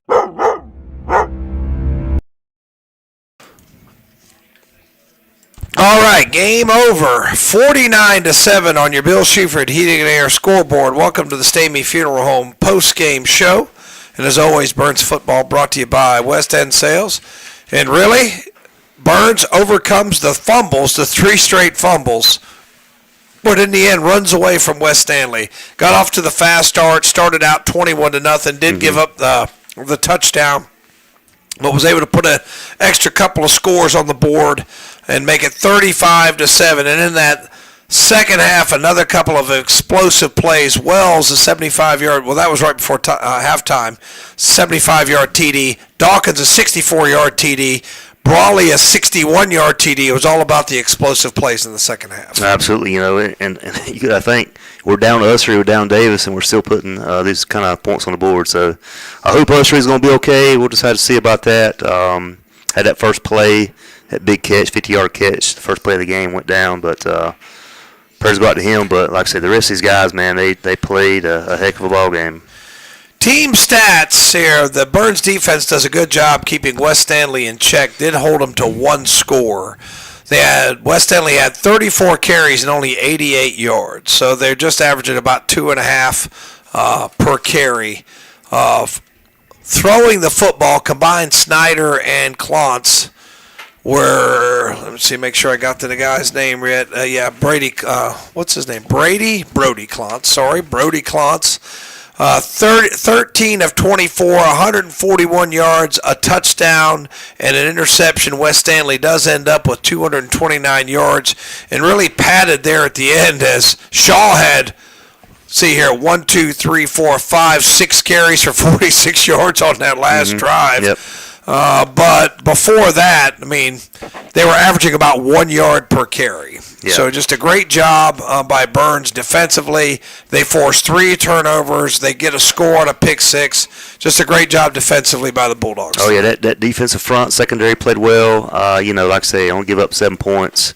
And those turnovers, like I say, 2 of them were in our territory, and they marched deep into our territory. A couple of them were right inside the 5. One was on the 1 yard line, and our defensive front stood strong and kept them out of the end zone. So one fumble they turned into a touchdown. The other one was a missed field goal, and the other one was turned on down downs inside the 1. So West Stanley's chance to get back in the game. You're right that they didn't take advantage of all the turnovers. They took advantage of 1, but the other 2 they didn't. Yep. And after that, Burns was able to flip the field. They didn't score. They had the long Dawkins run. Yep. But there to get the Wells touchdown, that was a backbreaker. I mean, you're down 3 scores. There's only 30 seconds left. Wells, they get a 75-yard touchdown pass. Right there before halftime. Right there before halftime. So if you look at the stat sheet, Wells had a whale of a game. He had 7 carries, 62 yards, 3 receptions, 107 yards. So he's got 169 total yards. Just a great game by Wells. And then Dawkins stepping in there for Max Davis. He goes 10 carries, 181 yards, and he also had 2 touchdowns all the night. So just great game for Dawkins as well. Combined as a team, Burns has 22 carries, 282 yards, 4 touchdowns. Dixon, 6 of 9 passing, 226 yards, 2 touchdowns. Add it all up, Burns over 500 yards of total offense tonight. Yeah, like I say, offense clicking on all cylinders. Dixon, took care of the football, threw some great balls. That ball to Mason Brawley was put in just a perfect spot, and Brawley caught it in stride, and Brawley's fast, and he has just outrun everybody. So all the other throws too, man, was on point. So playing good football right now. All right, so time to hand out some post-game hardware. So first of all, we're going to do, let me make sure I've got this, the offensive player of the game, brought to you by Marlboro Chevrolet. And we decided, I believe, on... We're going to go co-offensive. Yeah, co-off. Yeah, we had 2 guys. We're going to go Chris Dawkins, 10 carries, 181 yards, 2 touchdowns. And Romello Wells, I got him for 7 carries, 71 yards, rushing and a touchdown, receiving 3 for 109 and a touchdown. So big time night for both of those guys. It's hard to decide. Yeah, you can't give one over the other, man. It's just... got to give it to both of them. And now our defensive player of the game, and that is brought to you by... our defensive player of the game brought to you by Main Street Hardware right here in Lawndale, North Carolina. Who do we got for our defensive player of the game? Our money, Little John. Got him for 6 tackles. I got a tackle for loss. Got him for a sack, and got him for a pass deflection as well. So great overall game. Like I said, a lot of good defensive plays individually. Players and plays defensively for Burns tonight. And now it's time for our Gunner guys play of the game. And when you look at Burns, a lot of plays of the game. You had a pick 6. You had a 75-yard TD by Wells. You had a 64-yard TD run by Dawkins. You had a 61-yard TD by Brawley. But in the end, we decided to give a little love to the defense. Yeah, Justin Porter, that pick 6. Led to the score, obviously, for Justin Porter. Got 3 tackles in as well. I felt like he had more than that, but got him for a tackle for loss, too. So Justin Porter, man, a great overall game. All right, so that pick 6 is our Gunner guys play of the game. And now time for our overall player of the game, brought to you by S&R Auto Sales of Shelby, North Carolina. That's Drew Dixon. Got him for 10 for, or 6 for 9, 231 yards, 2 touchdowns, and rushing 1 carry for 35 yards and a touchdown. So also a great night. You did have that 35-yard touchdown run. So Drew Dixon accounts for 3 touchdowns tonight. He's your overall player of the game. Once again, brought to you by S&R Auto Sales. Well, I'd hate to say this is the last game here. You never know. You never know. You never know. Got to look at which seeds are remaining. If you look at the 4A The West Oaks Wildcats have been eliminated. West Stanley's been eliminated. You still had Tuscola, West Iredell, Ford has been eliminated. I believe North Surrey was eliminated. Looked like Kramer was cruising over the Bandy's Trojans. Somehow they got a higher seed than us, but we beat them. Who's a Kramer do? Yes. Yeah, so figure, go yeah, figure. Don't make no sense. And looked like RS Central was going down to High Brighton tonight. So not a lot of higher seeds left. So most likely, in all likelihood, our last home game here. So we've had a great season broadcasting from our comfy press box, but next week we'll be out in the cold stand. So it's Brevard. It's late November. It'll be cold. Bundle up. But third round action coming at you next week. Then we'll have the scores and highlights from games all around the area on the Full Throttle Power Sports post-game show. To be Kevin and Dennis and Will and Steve and JP and all the guys back at the studio, rounding up all the action from tonight's playoff games in the 1A, 2A, 3A, 4A, 5A, and 6A. Still sounds weird saying it, but check them out on 92.9, 101.5, and on YouTube if you want to watch the highlights. Once again, the Bill Shuford scoreboard, Burns 49, West Stanley 7. Thank you for listening to the Stamey Funeral post-game show. Stamey Funeral Home post-game show. And as always, Burns Football brought to you by West End Sales. Tune in next week from Brevard. Thank you and good.